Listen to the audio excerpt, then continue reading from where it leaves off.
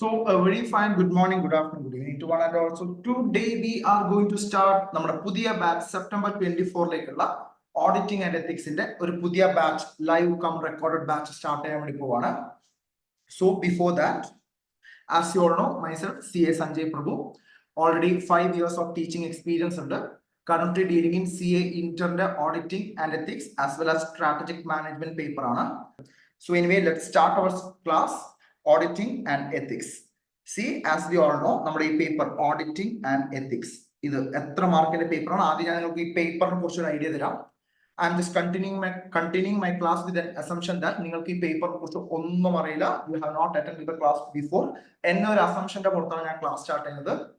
So auditing and ethics as we all no ഒരു 100 മാർക്സിന്റെ പേപ്പറാണ്. 100 മാർക്സിന്റെ പേപ്പറാണ്. സോ ഈ 100 മാർക്സിനകത്ത് നമുക്കറിയാം 70 മാർക്സ് ഡിസ്ക്രിപ്ഷൻ ആണ്. 70 marks description and type questions ആണ് ഉണ്ടാവുക. ക്വസ്റ്റ്യൻ ആൻസർ മോഡൽ ആയിരിക്കും ഉണ്ടാവുക. അതേ സമയത്ത് 30 മാർക്സ് MCQ മോഡൽ ആയിരിക്കും ഉണ്ടാവുക. 30 മാർക്സ് MCQ മോഡൽ ആയിരിക്കും ഉണ്ടാവുക. ഈ 70 മാർക്സ് ഡിസ്ക്രിപ്ഷനിൽ തന്നെ ഒരു ക്വസ്റ്റ്യൻ കമ്പൾസറി ക്വസ്റ്റ്യൻ ആയിരിക്കും. അതേപോലെ തന്നെ ബാക്കി 5 ക്വസ്റ്റ്യനിൽ 4 ക്വസ്റ്റ്യനുകൾ എഴുതേണ്ടി വരും. ഓക്കെ, സോ ടോട്ടൽ 14 മാർക്കിന്റെ ക്വസ്റ്റ്യൻസ് ആണ് ഉണ്ടാവുക. 16 മാർക്കിന്റെ 5 ക്വസ്റ്റ്യനുകൾ എഴുതേണ്ടതായിട്ട് വരും. 14 മാർക്കിന്റെ 5 ക്വസ്റ്റ്യനുകൾ എഴുതേണ്ടതായിട്ട് വരും. പിന്നെ 30 മാർക്സിന് MCQ. ഓക്കെ ആണോ? ഇതാണ് നമ്മുടെ സബ്ജക്റ്റിന്റെ മാർക്കിങ്ങിന്റെ സ്ട്രക്ചർ എഴുതുന്നത്. ഓക്കെ, സോ ഇനീഷ്യലി നമുക്ക് നമ്മുടെ പേപ്പർ എത്ര മാർക്സിന്റെ പേപ്പർ ആണെന്നുള്ള ധാരണ വേണം. 100 മാർക്സിന്റെ പേപ്പർ ആണ്. 100 മാർക്സിന്റെ പേപ്പർ ആണ്. അതിനകത്ത് 30 mark MCQ, 70 mark description. Okay, yes. പിന്നെ ഈ ടോട്ടൽ സബ്ജക്ട്, ഈ ഓഡിറ്റിംഗ് എന്ന് പറയുന്ന ഈ സബ്ജക്റ്റിനകത്ത് ടോട്ടൽ എത്ര ചാപ്റ്റേഴ്സ് ഉണ്ട് സർ? ടോട്ടൽ 11 ചാപ്റ്റേഴ്സ് ഉണ്ട്. ആകെ 11 ചാപ്റ്റേഴ്സ് ഉണ്ട്. ഓക്കെ, പഴയ സിലബസ് വെച്ച് കമ്പയർ ചെയ്യുന്ന സമയത്ത് പണ്ടത്തെ സിലബസിനകത്ത് 13 ചാപ്റ്റേഴ്സ് ആണ് ഉണ്ടായിരുന്നത്. പുതിയ സിലബസിൽ വരുന്ന സമയത്ത് 11 ചാപ്റ്റേഴ്സ് ആണ് ഉള്ളത്. അപ്പൊ നിങ്ങൾ വിചാരിക്കും സിലബസ് കുറച്ചു വരുന്നത്. സിലബസ് ആക്ച്വലി കുറച്ചിട്ടൊന്നുമില്ല, ആക്ച്വലി കൂട്ടിയിട്ടേ ഉള്ളൂ. പഴയ ഒരു 1-2 ചാപ്റ്റേഴ്സ് ഒക്കെ ക്ലബ്ബ് ചെയ്ത് അവർ ഒരു ഒറ്റ ചാപ്റ്റർ ആക്കിയിട്ടുണ്ട്. അതുകൊണ്ട് സിലബസ് അത്യാവശ്യം കുറച്ചിട്ടൊന്നുമില്ല. ഓക്കെ, അതായത് പ്രിസൈസ് ആയിട്ട് പറയുകയാണെങ്കിൽ കഴിഞ്ഞ തവണ നമുക്ക് ഒരു 24 സ്റ്റാൻഡേർഡ്സ് ഓൺ ഓഡിറ്റിംഗ് പഠിക്കാനുണ്ടെങ്കിൽ ഇത്തവണ നമുക്ക് ഒരു 29ഓളം സ്റ്റാൻഡേർഡ്സ് ഓൺ ഓഡിറ്റിംഗ് പഠിക്കാനുണ്ട്. ഓക്കെ, സോ എസ്സേസ് പണ്ടത്തെക്കാളും ആക്ച്വലി ഇത്തവണ കൂട്ടിയിട്ടാണ് ഉള്ളത്. Okay, yes. പിന്നെ നമ്മൾ ഏത് മെറ്റീരിയൽ വെച്ചിട്ടായിരിക്കും സർ മുന്നോട്ട് പോകുന്നുണ്ടാവും? We will be using ICAI study material. So ICAI study material വെച്ചിട്ട് തന്നെയായിരിക്കും നമ്മൾ മുന്നോട്ട് പോകുന്നുണ്ടാവുക. കാരണം നമുക്കറിയാം ഇപ്പം ലേറ്റസ്റ്റ് വന്ന എക്സാംസിന്റെ ഒക്കെ ഒരു പാറ്റേൺ വെച്ച് നോക്കുവാണെങ്കിൽ സ്റ്റഡി മെറ്റീരിയലിന്റെ വളരെ മുക്കിലും മൂലിലുള്ള ക്വസ്റ്റ്യൻസ് പോലും അവർ എക്സാമിന് ചോദിക്കാറുണ്ട്. അതുകൊണ്ട് we have to be familiar with this particular material. ICAI study material നമുക്ക് ഫെമിലിയർ ആയിരിക്കണം. പ്ലസ് നമുക്ക് നമ്മുടെ ക്വസ്റ്റ്യൻ ബാങ്ക് മറ്റു കാര്യങ്ങളൊക്കെ നമ്മൾ പ്രൊവൈഡ് ചെയ്യുന്നതായിരിക്കും. സോ നമ്മുടെ ക്ലാസ് എൻറ്റയർ ക്ലാസ് നമ്മൾ മുന്നോട്ട് പോകുന്നത് ICAI സ്റ്റഡി മെറ്റീരിയൽ വെച്ചിട്ട് തന്നെയായിരിക്കും. ഓക്കെ ആണോ? Yes. So before we begin, ഇതൊക്കെ നമ്മൾ ഇന്ന് വരെ വായിച്ചു നോക്കിയിട്ടില്ല. നമുക്ക് എല്ലാ സ്റ്റഡി മെറ്റീരിയലും മുന്നിൽ ബിഫോർ വി ബിഗിൻ എന്ന് പറഞ്ഞ ICAI ഇങ്ങനെ ഒരുപാട് കാര്യങ്ങൾ എഴുതാറുണ്ട്.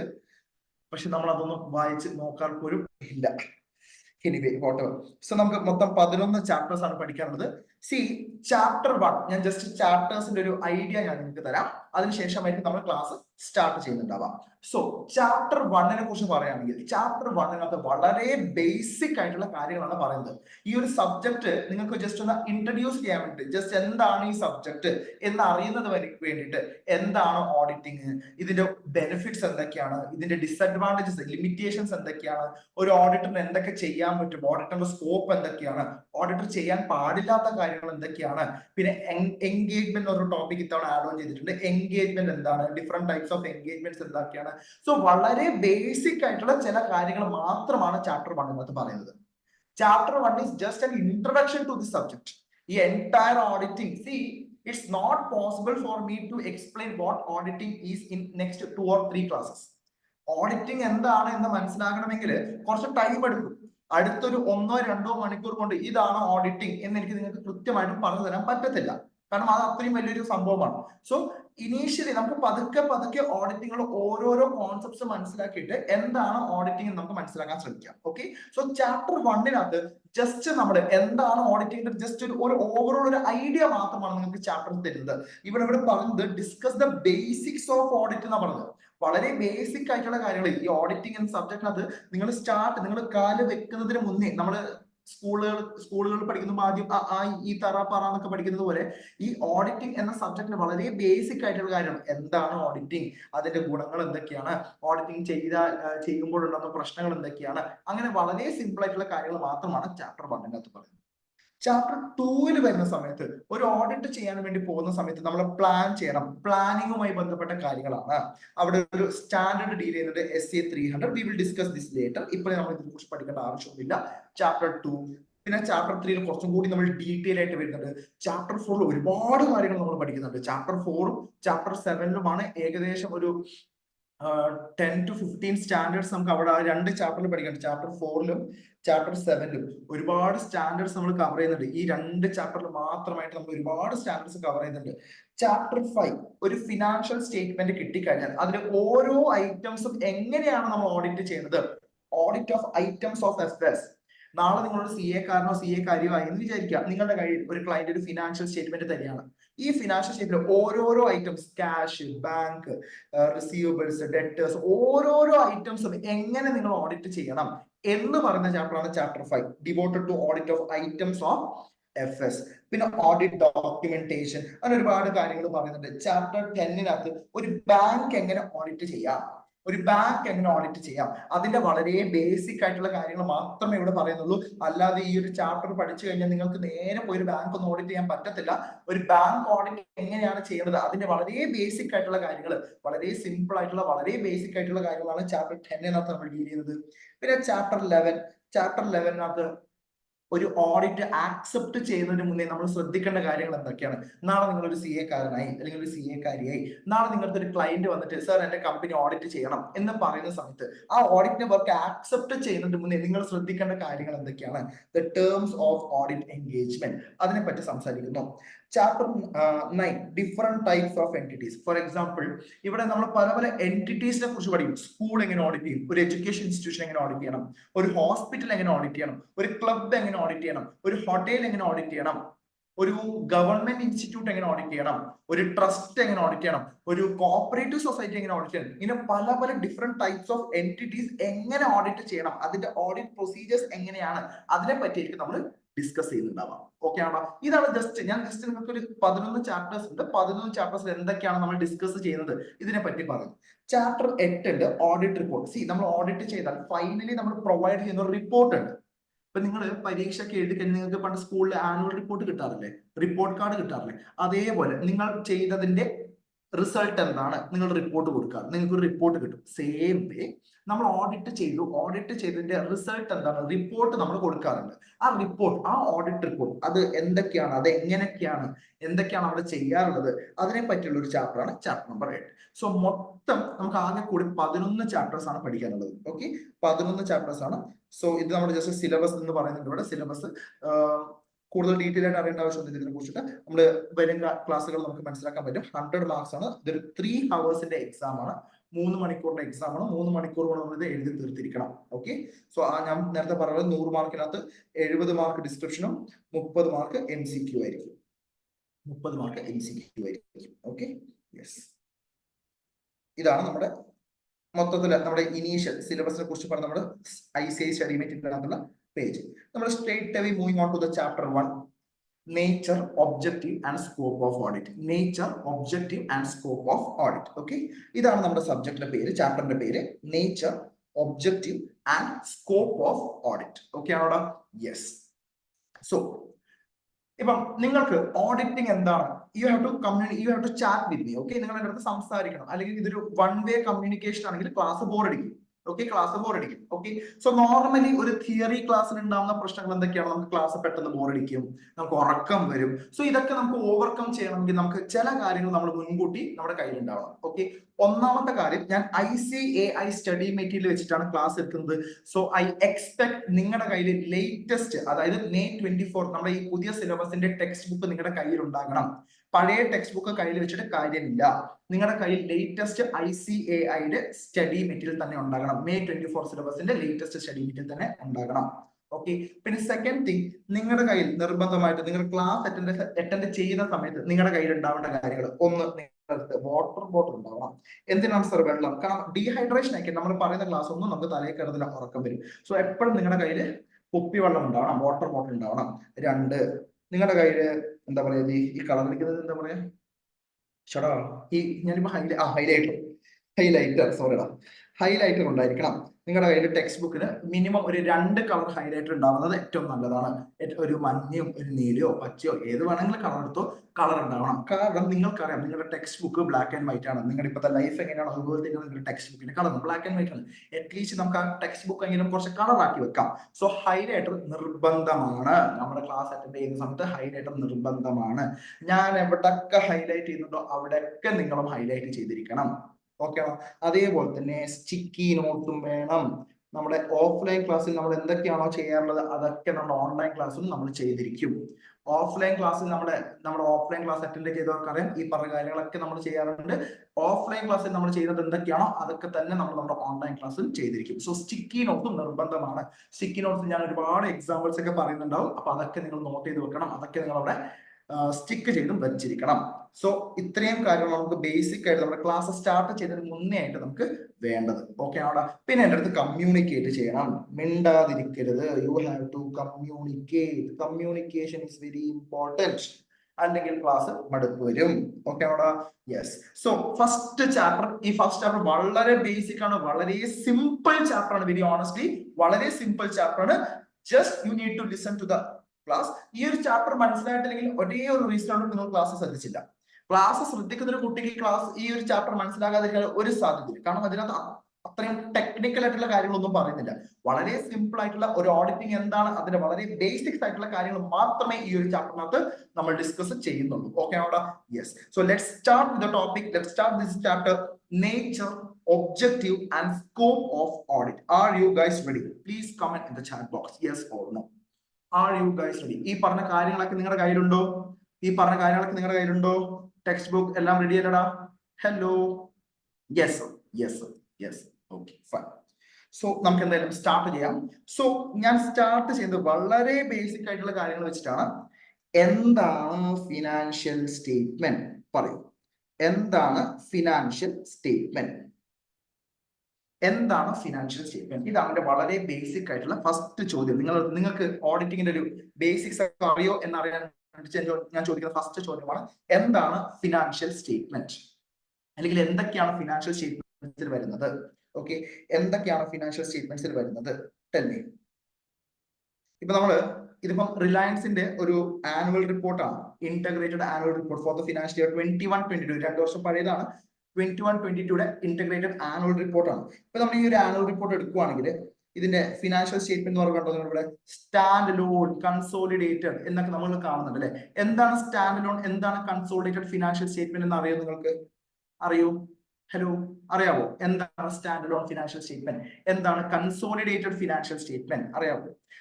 ഈ റിലയൻസ് എന്ന് പറയുന്ന കമ്പനിയെ കുറിച്ച് പറയുന്ന സമയത്ത് റിലയൻസ് ഒറ്റയ്ക്കാണോ? അല്ല, ഒരുപാട് സബ്സിഡിയറി കമ്പനീസ് ഉണ്ട്, ഒരുപാട് അസോസിയേറ്റ് കമ്പനീസ് ഉണ്ട്, ഒരുപാട് ജോയിന്റ് വെഞ്ചർ കമ്പനീസ് ഉണ്ട്. സോ റിലയൻസിന്റെ മാത്രം ഫിനാൻഷ്യൽ പൊസിഷൻ ആണ് കാണിക്കുന്നതെങ്കിൽ സ്റ്റാൻഡ് ലോൺ ഫിനാൻഷ്യൽ സ്റ്റേറ്റ്മെന്റ്. റിലയൻസിന്റെ സബ്സിഡിയറീസും അസോസിയേറ്റഡും ജോയിന്റ് വെഞ്ചറും എല്ലാവരുടെയും കൂടി ഒരു കൺസോളിഡേറ്റഡ് ഫിനാൻഷ്യൽ സ്റ്റേറ്റ്മെന്റ് ആണ് പ്രിപ്പയർ ചെയ്യുന്നതെങ്കിൽ consolidated financial statement. Okay, so ഒന്നുകൂടെ സിമ്പിൾ ആണ്. We will discuss this later. As of now ഇത്ര അറിഞ്ഞാൽ മതി. സ്റ്റാൻഡ് അലോൺ എന്ന് പറഞ്ഞാൽ റിലയൻസ് ഇൻഡസ്ട്രീസിന്റെ മാത്രമായിട്ടുള്ള ഫിനാൻഷ്യൽ ഫിഗർ. റിലയൻസ് ഇൻഡസ്ട്രീസിന്റെ മാത്രം സെയിൽസ് എത്ര, പ്രോഫിറ്റ് എത്ര, ബാലൻസ് ഷീറ്റ്, അതിന്റെ ഡീറ്റെയിൽസ് ഒക്കെ പ്രൊവൈഡ് ചെയ്ത സ്റ്റാൻഡ് അലോൺ. അതേസമയത്ത് റിലയൻസിന്റെ subsidiary companies, associate companies, JVs, joint ventures ഇതെല്ലാം കൂടി കൺസോളിഡേറ്റ് ചെയ്യുന്ന ഒരു ഫിനാൻഷ്യൽ പൊസിഷനാണ് ഫിനാൻഷ്യൽ സ്റ്റേറ്റ്മെന്റ് കാണിക്കുന്നെങ്കിൽ അതിനെ നമ്മൾ എന്ത് വിളിക്കും? കൺസോളിഡേറ്റഡ് ഫിനാൻഷ്യൽ സ്റ്റേറ്റ്മെന്റ് എന്ന് പറയും. ഓക്കെ, ഞാൻ ഈ ഫിനാൻഷ്യൽ സ്റ്റേറ്റ്മെന്റ് എടുത്ത സമയത്ത് ഫസ്റ്റ് തന്നെ വന്നത് അവിടെ ഇൻഡിപെൻഡന്റ് ഓഡിറ്റേഴ്സ് റിപ്പോർട്ടാണ്. V will discuss about that later. നമുക്ക് ഇപ്പൊ അറിയേണ്ടത് എന്തൊക്കെയാണ് ഫിനാൻഷ്യൽ സ്റ്റേറ്റ്മെന്റ്സിൽ വരുന്നത്. നമ്മളിപ്പോ ഫിനാൻഷ്യൽ സ്റ്റേറ്റ്മെന്റ്സ് എന്ന് പറഞ്ഞ് ഇവിടെ എടുത്തു. ഈ ഫിനാൻഷ്യൽ സ്റ്റേറ്റ്മെന്റ്സിൽ എന്തൊക്കെയാണ് വരുന്നത് നമുക്ക് അതിനെ കുറിച്ച് നോക്കാം. ഒന്ന്, as we all know, balance sheet ഉണ്ട്. Okay fine. പിന്നെ എന്താണ്? പ്രോഫിറ്റ് ആൻഡ് ലോസ് അക്കൗണ്ട് ഉണ്ട്. Okay, statement of changes in equity, പിന്നെ cash flow statement, notes to financial statement. 5 കാര്യങ്ങളാണ് ഇവിടെ നമുക്ക് ഫിനാൻഷ്യൽ സ്റ്റേറ്റ്മെന്റ് എന്ന് പറയുന്ന സമയത്ത് നമുക്ക് ഇവിടെ മനസ്സിലാക്കാൻ പറ്റിയത്. 5 കാര്യങ്ങളാണ് നമുക്ക് ഇവിടെ മനസ്സിലാക്കാൻ പറ്റിയത്. സോ എന്തൊക്കെയാണ് ഫിനാൻഷ്യൽ സ്റ്റേറ്റ്മെന്റ് എന്ന് പറയുമ്പോൾ എന്തൊക്കെയാണ് അവിടെ വന്നിട്ടുള്ളത്? ഒന്ന് ബാലൻസ് ഷീറ്റ്. ഞാൻ എഴുതുന്ന സമയത്ത് നിങ്ങളും എഴുതണം, നിങ്ങൾ നോട്ട്ബുക്കിനകത്ത് എഴുതണം. ബാലൻസ് ഷീറ്റ് വരുന്നുണ്ട്, പി ആൻഡ് എൽ അക്കൗണ്ട് വരുന്നുണ്ട്, ക്യാഷ് ഫ്ലോ സ്റ്റേറ്റ്മെന്റ് വരുന്നുണ്ട്, statement of changes in equity വരുന്നുണ്ട്, and last one notes to accounts വരുന്നുണ്ട് അല്ലെ. സോ നമുക്കറിയാം ബാലൻസ് ഷീറ്റ് എന്ന് പറയുന്നത് എന്താണ്, അതിനകത്ത് അസറ്റ്സ് ഉണ്ടാവും, ലയബിലിറ്റീസ് ഉണ്ടാവും. അസറ്റ്സ് ഉണ്ടാവും, ലയബിലിറ്റീസ് കാണിക്കും. Profit and loss account obviously revenue and expense കാണിക്കും. ക്യാഷ് ഫ്ലോ സ്റ്റേറ്റ്മെന്റ് നമുക്കറിയാം 3 types of cash flow statements നമുക്ക് എന്താണ്, operational activity, investment activity, financial activities എന്നൊക്കെ നമ്മൾ ക്യാഷ് ഫ്ലോ സ്റ്റേറ്റ്മെന്റ്സ് പ്രൊവൈഡ് ചെയ്യാറുണ്ട്. Statement of changes in equity, sir നമ്മൾ normally എല്ലാ കമ്പനീസും ഈ statement of changes in equity provide ചെയ്യാറുണ്ടോ സർ? ഇല്ലടാ, ഇല്ല. നമ്മുടെ ഫിനാൻഷ്യൽ സ്റ്റേറ്റ്മെന്റ് നമുക്കറിയാം, നമ്മൾ ഫിനാൻഷ്യൽ സ്റ്റേറ്റ്മെന്റ് പ്രിപ്പയർ ചെയ്യുന്ന സമയത്ത് എന്താ ഫോളോ ചെയ്യേണ്ടത്? ഫിനാൻഷ്യൽ സ്റ്റേറ്റ്മെന്റ്സ് പ്രിപ്പയർ ചെയ്യുന്ന സമയത്ത് ഡാഷ് ഫോളോ ചെയ്യണം. എന്താ ഫോളോ ചെയ്യേണ്ടത്? ഡാഷ് ഫോളോ ചെയ്യണം. എന്തായിരിക്കും ഫോളോ ചെയ്യേണ്ടത്? നമ്മളൊരു കമ്പനിയുടെ ഫിനാൻഷ്യൽ സ്റ്റേറ്റ്മെന്റ് പ്രിപ്പയർ ചെയ്യുന്ന സമയത്ത് എന്താണ് നമ്മൾ ഫോളോ ചെയ്യേണ്ടത്? ടെൽ മീ, എന്തായിരിക്കും? Comment in chat box. എടാ നമ്മൾ എന്താ ഫോളോ ചെയ്യേണ്ടത്? നമ്മൾ നമ്മുടെ ഇന്ത്യൻ ഗ്യാപ്പ് വെച്ചിട്ടാണ് നമ്മൾ ഫിനാൻഷ്യൽ സ്റ്റേറ്റ്മെന്റ് പ്രിപ്പയർ ചെയ്യുക. ഇന്ത്യൻ ഗ്യാപ്പ്, ഓക്കെ ആണോ? ഇന്ത്യൻ ഗ്യാപ്പ് വെച്ചിട്ടാണ് നമ്മൾ നമ്മുടെ ഫിനാൻഷ്യൽ സ്റ്റേറ്റ്മെന്റ് പ്രിപ്പയർ ചെയ്യുക. എന്താണ് ഇന്ത്യൻ ഗ്യാപ്പ് എന്ന് പറഞ്ഞാൽ? Generally accepted accounting principles. Okay, നിങ്ങൾ കമന്റ് ചെയ്യുന്നുണ്ട് അക്കൗണ്ടിംഗ് സ്റ്റാൻഡേർഡ്സ് വളരെ ശരിയാണ്. അപ്പൊ ഇന്ത്യൻ ഗ്യാപ്പിനകത്ത് എന്തൊക്കെയാണ് വരുന്നത്? ഇന്ത്യൻ ഗ്യാപ്പിനകത്ത് നമുക്കറിയാം അക്കൗണ്ടിംഗ് സ്റ്റാൻഡേർഡും ഇന്ത്യസും വരുന്നുണ്ട്. അക്കൗണ്ടിംഗ് സ്റ്റാൻഡേർഡും ഇന്ത്യസും വരുന്നുണ്ട്. ചില കമ്പനീസിന് അക്കൗണ്ടിംഗ് സ്റ്റാൻഡേർഡാണ് ബാധകം. ലിസ്റ്റഡ് കമ്പനീസ് ഒക്കെ വരുന്ന സമയത്ത് അവർക്ക് ഇന്ത്യസ് ആയിരിക്കും ബാധകം വരിക. ലിസ്റ്റഡ് കമ്പനീസ് ഒക്കെയാണ് എങ്കിൽ അവർക്ക് ഇന്ത്യസ് ആയിരിക്കും ബാധകം വരിക. പ്ലസ് ഇതിന്റെ കൂടെ അവർ എന്തുകൂടി ഫോളോ ചെയ്യണം? ഷെഡ്യൂൾ 3 ഫോർമാറ്റ് കൂടി അവർ ഫോളോ ചെയ്യണം. ഓക്കെ, സോ ഷെഡ്യൂൾ 3 എന്താണ് സർ? ഷെഡ്യൂൾ 3 എന്ന് പറഞ്ഞാൽ നിങ്ങൾ എങ്ങനെയാണ് ഒരു ഫിനാൻഷ്യൽ സ്റ്റേറ്റ്മെന്റ് പ്രിപ്പയർ ചെയ്യുന്നത്, എങ്ങനെയാണ് ഒരു ഫിനാൻഷ്യൽ സ്റ്റേറ്റ്മെന്റ് പ്രസന്റ് ചെയ്യേണ്ടത് എന്ന് പറഞ്ഞിട്ടുള്ളതാണ് ഷെഡ്യൂൾ 3. ശ്രദ്ധിക്കണം, ഒരു ഫിനാൻഷ്യൽ സ്റ്റേറ്റ്മെന്റ് എങ്ങനെ പ്രിപ്പയർ ചെയ്യണം, അത് എങ്ങനെ പ്രസന്റ് ചെയ്യണം എന്ന് പറഞ്ഞിട്ടുള്ളതാണ് ഷെഡ്യൂൾ 3. ഓക്കെ ആണോ? സോ ഇന്ത്യൻ ഗ്യാപ്പ്, എന്താണ് sir GAAP? Generally I hope നിങ്ങൾക്ക് അതിനെ കുറിച്ചൊക്കെ അത്യാവശ്യം നിങ്ങൾക്ക് ധാരണയുണ്ടെന്ന് എനിക്കറിയാം. Generally accepted accounting principles. ഇപ്പൊ നമ്മൾ ഇന്ത്യക്കാരാണെങ്കിൽ നമ്മൾ ഏതാ ഫോളോ ചെയ്യുന്നത്? ഇന്ത്യൻ ഗ്യാപ്പ് ആണ്. യു എസിലാണെങ്കിൽ US ഗ്യാപ്പ് ഉണ്ട്. ഇന്ത്യയിലാണെങ്കിൽ നമ്മൾ ഇന്ത്യ ഗ്യാപ്പ് ഫോളോ ചെയ്യും, US US ഗ്യാപ്പ് ഫോളോ ചെയ്യും. ഓക്കെ ആണോ? പിന്നെ യൂറോപ്യൻ കൺട്രീസിലാണെങ്കിൽ IFRS എന്ന് പറഞ്ഞിട്ട് കേട്ടിട്ടുണ്ടാവില്ല? കേട്ടിട്ടുണ്ടാവില്ലേ? IFRS ഫോളോ ചെയ്യും. ഓക്കെ ആണോ? Yes sir. എന്താണ് സർ ഇൻഡേസ് എന്ന് പറഞ്ഞാൽ? സർ അക്കൗണ്ടിംഗ് സ്റ്റാൻഡേർഡ് നമ്മളിപ്പോൾ ഇന്റർമീഡിയറ്റിൽ പഠിക്കുന്നുണ്ട്. എന്താണ് സർ ഇൻഡേസ് എന്ന് പറഞ്ഞാൽ? ഇൻഡേസ് എന്ന് പറഞ്ഞാൽ നമ്മൾ ഈ IFRSലെ ചില കാര്യങ്ങളൊക്കെ ഇവിടെയും ഫോളോ ചെയ്യാൻ വേണ്ടി ഉദ്ദേശിച്ചു. നമ്മൾ IFRSുമായിട്ട് നമ്മൾ വലിയ വ്യത്യാസമില്ല എന്ന് കാണിക്കാൻ പക്ഷേ IFRSൽ എന്താണോ പറഞ്ഞത് അതൊക്കെ തന്നെയാണ് ഇൻഡേസിനും പറഞ്ഞത്. വളരെ ചെറിയ വ്യത്യാസം മാത്രമേ ഉള്ളൂ. നമ്മുടെ അക്കൗണ്ടിംഗ് സ്റ്റാൻഡേർഡ് ഗ്ലോബൽ സ്റ്റാൻഡേർഡുമായിട്ട് ഒരു യൂണിഫോമിറ്റിക്ക് വേണ്ടിയിട്ട് നമ്മൾ പുതിയതായിട്ട് ഒരു സംഭവം ഉണ്ടാക്കി, അതാണ് ഇൻഡേസ്. ഓക്കെ, ഇൻഡേസ് എന്ന് പറഞ്ഞാൽ ഒന്നുമില്ല, നമ്മുടെ IFRS എന്ന് പറഞ്ഞാൽ ഗ്ലോബൽ യൂറോപ്യൻ കൺട്രീസ് ഒക്കെ ഫോളോ ചെയ്യുന്ന IFRS. ഓക്കെ, സോ IFRSും നമ്മളുമായിട്ട് യൂണിഫോമിറ്റിക്ക് വരുത്തിക്കുന്നതിൽ നമ്മുടെ ഗ്ലോബലി ഒരു കോമൺ അക്കൗണ്ടിംഗ് സ്റ്റാൻഡേർഡിന് വേണ്ടിയിട്ട് നമ്മൾ ഇൻഡേസ് എന്ന് പറയുന്ന സംഭവം ഉണ്ടാക്കി. ഈ ഇൻഡേസിനകത്ത് IFRSൽ എന്തൊക്കെയാണോ പറഞ്ഞത് അതൊക്കെ തന്നെയാണ് ഇൻഡേസിലും പറഞ്ഞത്. വളരെ ചെറിയ ചെറിയ വ്യത്യാസം മാത്രമേ ഉള്ളൂ. നിങ്ങൾ CA ഫൈനൽ എത്തുന്ന സമയത്ത് നിങ്ങൾ ഇൻഡേസിനെ പറ്റി ഡീറ്റെയിൽ ആയിട്ട് പഠിക്കുന്നതായിരിക്കും. ഓക്കെ ആണോ? സോ ഞാൻ പറഞ്ഞത് ലിസ്റ്റഡ് കമ്പനീസ് ആണെങ്കിൽ എന്താ ഫോളോ ചെയ്യുന്നത്? ഇൻഡേസ് ആണ് ഫോളോ ചെയ്യുക. ഓക്കെ, ഇൻഡേസ് ആണ് നിങ്ങൾ ഫോളോ ചെയ്യുന്നതെങ്കിൽ യു ഹാവ് ടു നിങ്ങളുടെ balance sheet, P&L account, cash flow statement, notes to അക്കൗണ്ട്സിന്റെ കൂടെ എന്തുകൂടി പ്രിപ്പയർ ചെയ്യണം? Statement of changes in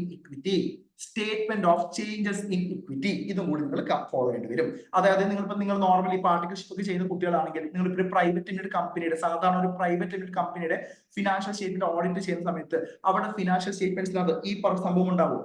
statement of changes in equity ഉണ്ടാവും. സാധാരണ ഒരു പ്രൈവറ്റ് ലിമിറ്റഡ് കമ്പനി ആണെങ്കിൽ ഉണ്ടാകത്തില്ല. അപ്പൊ statement of changes in equity എവിടെ കാണത്തുള്ളൂ? ഇൻഡേസ് ഫോളോ ചെയ്തിട്ട് ഫിനാൻഷ്യൽ സ്റ്റേറ്റ്മെന്റ് നിങ്ങൾ പ്രിപ്പയർ ചെയ്യുന്നുണ്ടെങ്കിൽ അവിടെ statement of changes in equity കാണും. മനസ്സിലാവുന്നുണ്ടോ?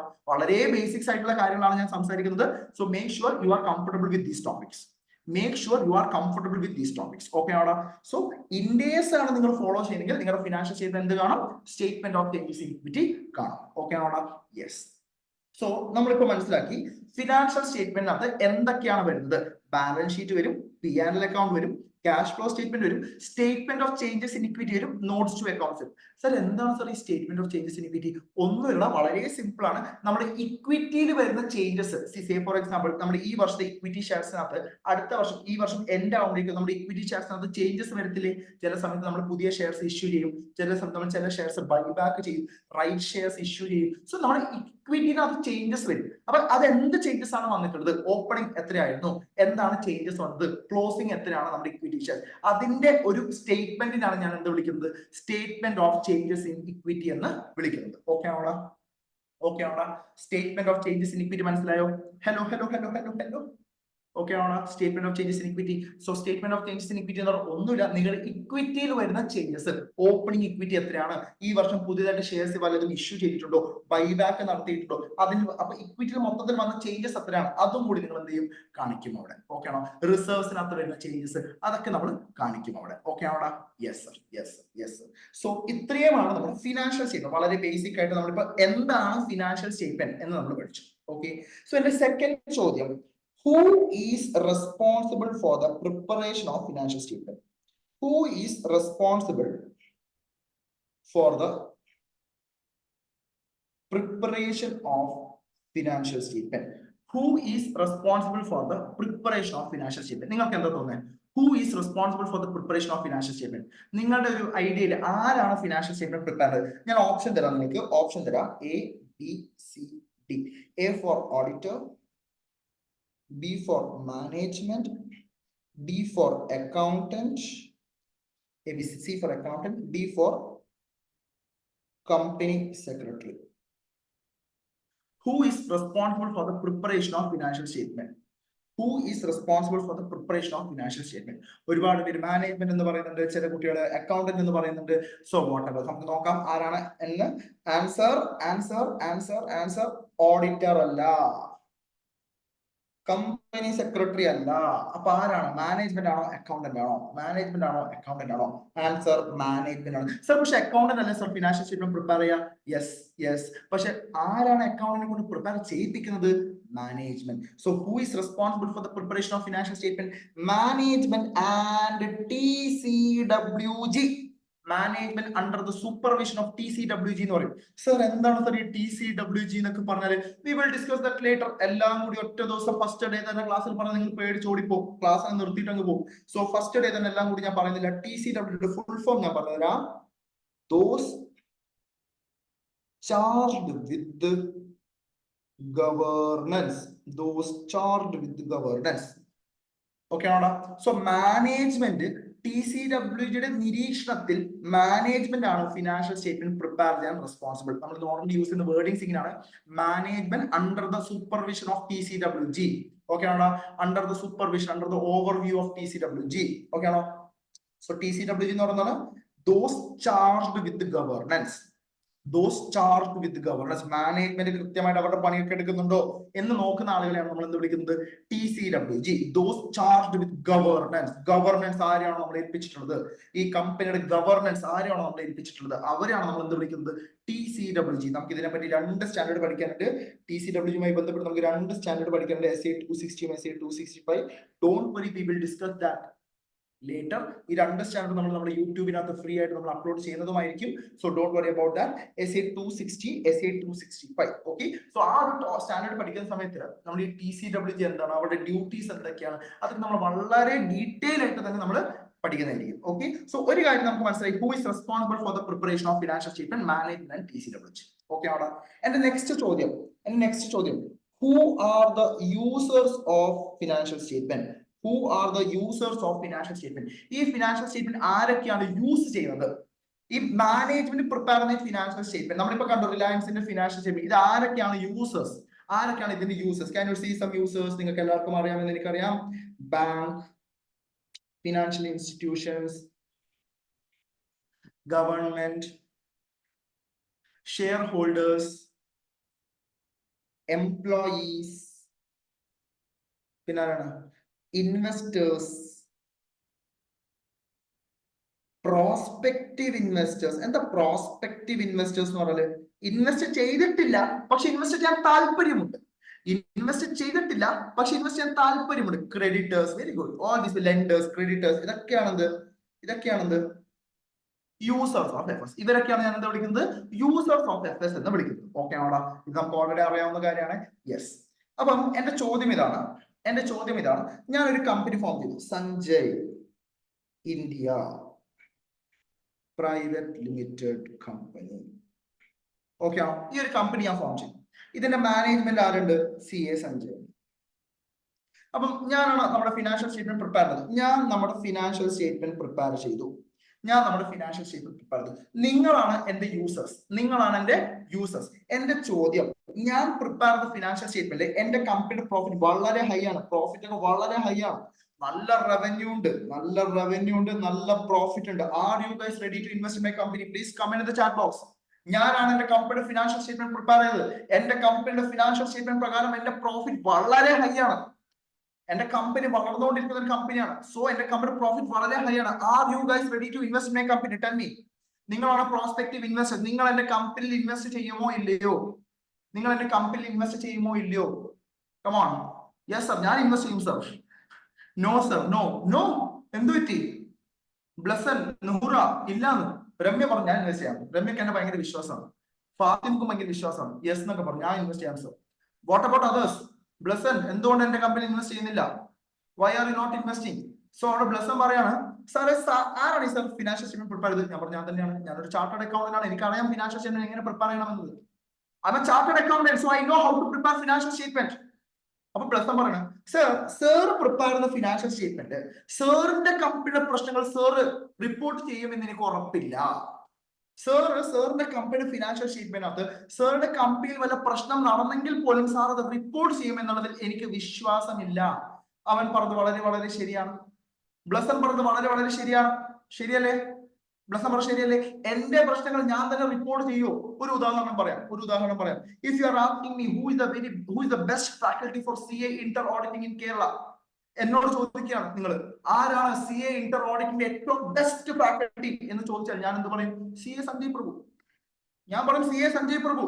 കാരണം ഞാൻ പറയും എന്റെ ക്ലാസ് വളരെ ബോറാണ്, നിങ്ങൾ വേറെ വല്ലത് സ്ഥലത്തും പോക്കോ, അപ്പുറത്ത് മറ്റേ ഫാക്കൽറ്റി ഉണ്ട്, ഇപ്പുറത്ത് മറ്റേ ഫാക്കൽറ്റി ഉണ്ട്, അവരുടെ ക്ലാസ് അറ്റൻഡ് ചെയ്താൽ നിങ്ങൾ ജയിച്ചു പോകും, എന്റെ ക്ലാസ് അറ്റൻഡ് നിങ്ങൾ തോറ്റു പോകും എന്ന് ഞാൻ പറയൂ? ഇല്ല. ഞാൻ എന്നെ കുറിച്ച് നല്ലതല്ലേ പറയൂ? ഞാൻ എന്നെ കുറിച്ച് മോശം പറയോ? ഇല്ല. ഞാൻ എന്നെ കുറിച്ച് നല്ലത് മാത്രമേ പറയൂ. സോ നമ്മൾ ഒരിക്കലും നമ്മുടെ പ്രശ്നങ്ങൾ നമ്മൾ തന്നെ കമ്മ്യൂണിക്കേറ്റ് ചെയ്യൂ? ഇല്ല.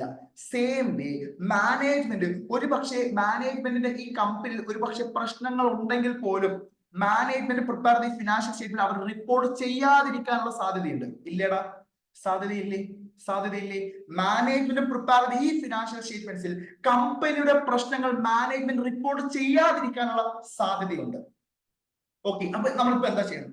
സോ നിങ്ങൾ പറഞ്ഞു ഈ യൂസേഴ്സ് എല്ലാവരും പറഞ്ഞു, get this financial statement verified,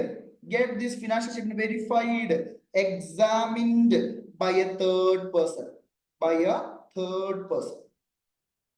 So you guys are asking me, Sanjay sir company നമ്മൾ പൈസ ഇൻവെസ്റ്റ് ചെയ്യാം, പക്ഷെ ഒരു കാര്യം ചെയ്യണം, ഈ ഫിനാൻഷ്യൽ സ്റ്റേറ്റ്മെന്റ് ഒരു തേർഡ് പേഴ്സണെ കൊണ്ട് നിങ്ങൾ എന്ത് ചെയ്യണം? വെരിഫൈ ചെയ്യണം. ഈ ഫിനാൻഷ്യൽ സ്റ്റേറ്റ്മെന്റ് ഒരു തേർഡ് പേഴ്സണെ കൊണ്ട് വെരിഫൈ ചെയ്യണം. ഞാൻ പറഞ്ഞു ഓക്കെ ഫൈൻ. എന്റെ വൈഫ് ഉണ്ട്, CA Vishnupriya. So she is also A chartered accountant. ഞാൻ എന്ത് ചെയ്തു? എന്റെ കമ്പനിയുടെ ഈ ഫിനാൻഷ്യൽ സ്റ്റേറ്റ്മെന്റ് എന്റെ വൈഫായ CA വിഷ്ണുപ്രിയയെ കൊണ്ട് ഞാനിത് എന്തെയാണ് ഞാനിത് വെരിഫൈ ചെയ്യാണ്. ഇനിയിപ്പോ നിങ്ങൾ എനിക്ക് വിഷ്ണുപ്രിയ പറഞ്ഞു this financial statement is 100% correct എന്ന് പറയാണ്. ഈ ചാർട്ടേഡ് അക്കൗണ്ട്, ഈ ഓഡിറ്റർ CA വിഷ്ണുപ്രിയ പറയാണ് നിങ്ങളുടെ Sanjay India private limited company financial statement ശരിയാണ് എന്ന് പറയുകയാണ്. Now are you guys ready to invest? In my company? Now ഇപ്പോഴെന്നോ നിങ്ങളുടെ പ്രശ്നം മനസ്സിലാവുന്നില്ല. എന്താ നിങ്ങൾ ശരിക്കും പ്രശ്നം? ഞാൻ പറഞ്ഞു ഞാനാണ് ചാർട്ടേഡ് അക്കൗണ്ടന്റ്, ഞാൻ ചെക്ക് ചെയ്തു. നിങ്ങൾ പറഞ്ഞു അത് പറ്റത്തില്ല, വേറൊരാളെ കൊണ്ട് ചെക്ക് ചെയ്യിപ്പിക്കണം എന്ന് പറഞ്ഞു. സമ്മതിച്ചു. ഞാൻ എന്റെ ഭാര്യയായ ചാർട്ടേഡ് അക്കൗണ്ടന്റിനെ കൊണ്ട് വെരിഫൈ ചെയ്യിപ്പിച്ചു. ഇപ്പോഴും നിങ്ങൾക്ക് പറ്റുന്നില്ല. എന്താ പ്രശ്നം? എന്താ നിങ്ങളുടെ പ്രശ്നം എന്താണ്? നിങ്ങളുടെ പ്രശ്നം പറ സർ. അവിടുന്ന് പറയാം, നിഹാരിക പറയാം, സാറിന്റെ വൈഫിനെ ഇൻഫ്ലുവൻസ് ചെയ്യാൻ പറ്റും. Sir you can easily influence your wife. തിരിച്ചു, my wife can also influence me, അല്ലെ? Yes sir, you can influence your wife. അതുകൊണ്ട് സർ ചില സമയത്ത് വൈഫിനെ ഇൻഫ്ലുവൻസ് ചെയ്യിപ്പിച്ച്, സാറിന്റെ വൈഫ് അല്ലേ, സാറിന്റെ കമ്പനിയെ കുറിച്ച് മോശം പറയോ?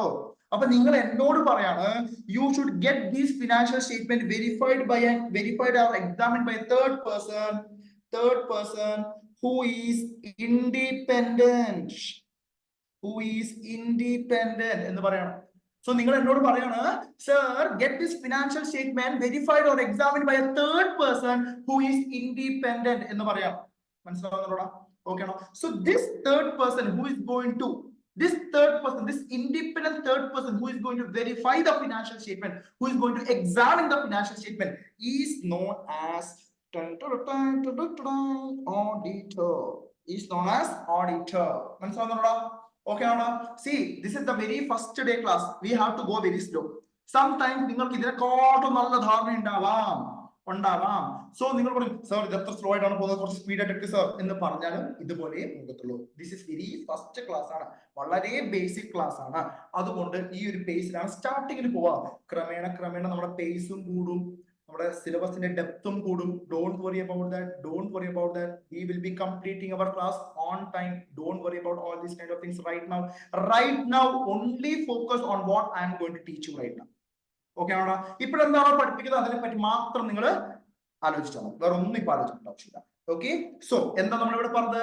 This financial statement, the third person, the independent third person who is going to verify, who is going to examine this financial statement is known as auditor, and the process of examining or verification is known as auditing. This process of verification is known as auditing. Are you guys able to understand എന്താണ് auditing? എന്താണ് auditor? ഒരു overall idea കിട്ടിയോ? ഇതാണ് നിങ്ങൾ study material first പറഞ്ഞൊരു question ഉണ്ട്. നിങ്ങളുടെ study മെറ്റീരിയലിനകത്ത് ഒരു ക്വസ്റ്റ്യൻ പറയുന്നുണ്ട്. എവിടെ പോയടാ?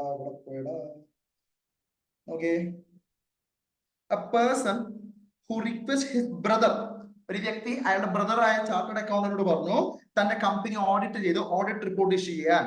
കുഴപ്പമുണ്ടോ? അയാളുടെ അനിയൻ ഒരു ചാർട്ടേഡ് അക്കൗണ്ടന്റ്, അയാളെ കൊണ്ട് ഓഡിറ്റ് ചെയ്ത് റിപ്പോർട്ട് ചെയ്യാൻ വേണ്ടി പറഞ്ഞു. കുഴപ്പമുണ്ടോ? പ്രശ്നമുണ്ടോ? യെസ് സാർ, പ്രശ്നമുണ്ട്. എന്താണ് സാർ? അവിടെ എന്തില്ല? ഇൻഡിപെൻഡൻസ് ഇല്ല. സ്വന്തം അനിയനാണ്, സ്വന്തം ബ്രദറാണ് ഓഡിറ്റ് ചെയ്യുന്നതിൽ അവിടെ എന്തുണ്ടാവില്ല? ഇൻഡിപെൻഡൻസ് ഉണ്ടാവില്ല. മനസ്സിലാവുന്നുണ്ടോടാ? ഈ ഒരു എക്സാമ്പിളാണ് നമ്മളിപ്പോ ഡിസ്കസ് ചെയ്തത്. ഓക്കെ ആണോടാ? ഫൈൻ ആണോ?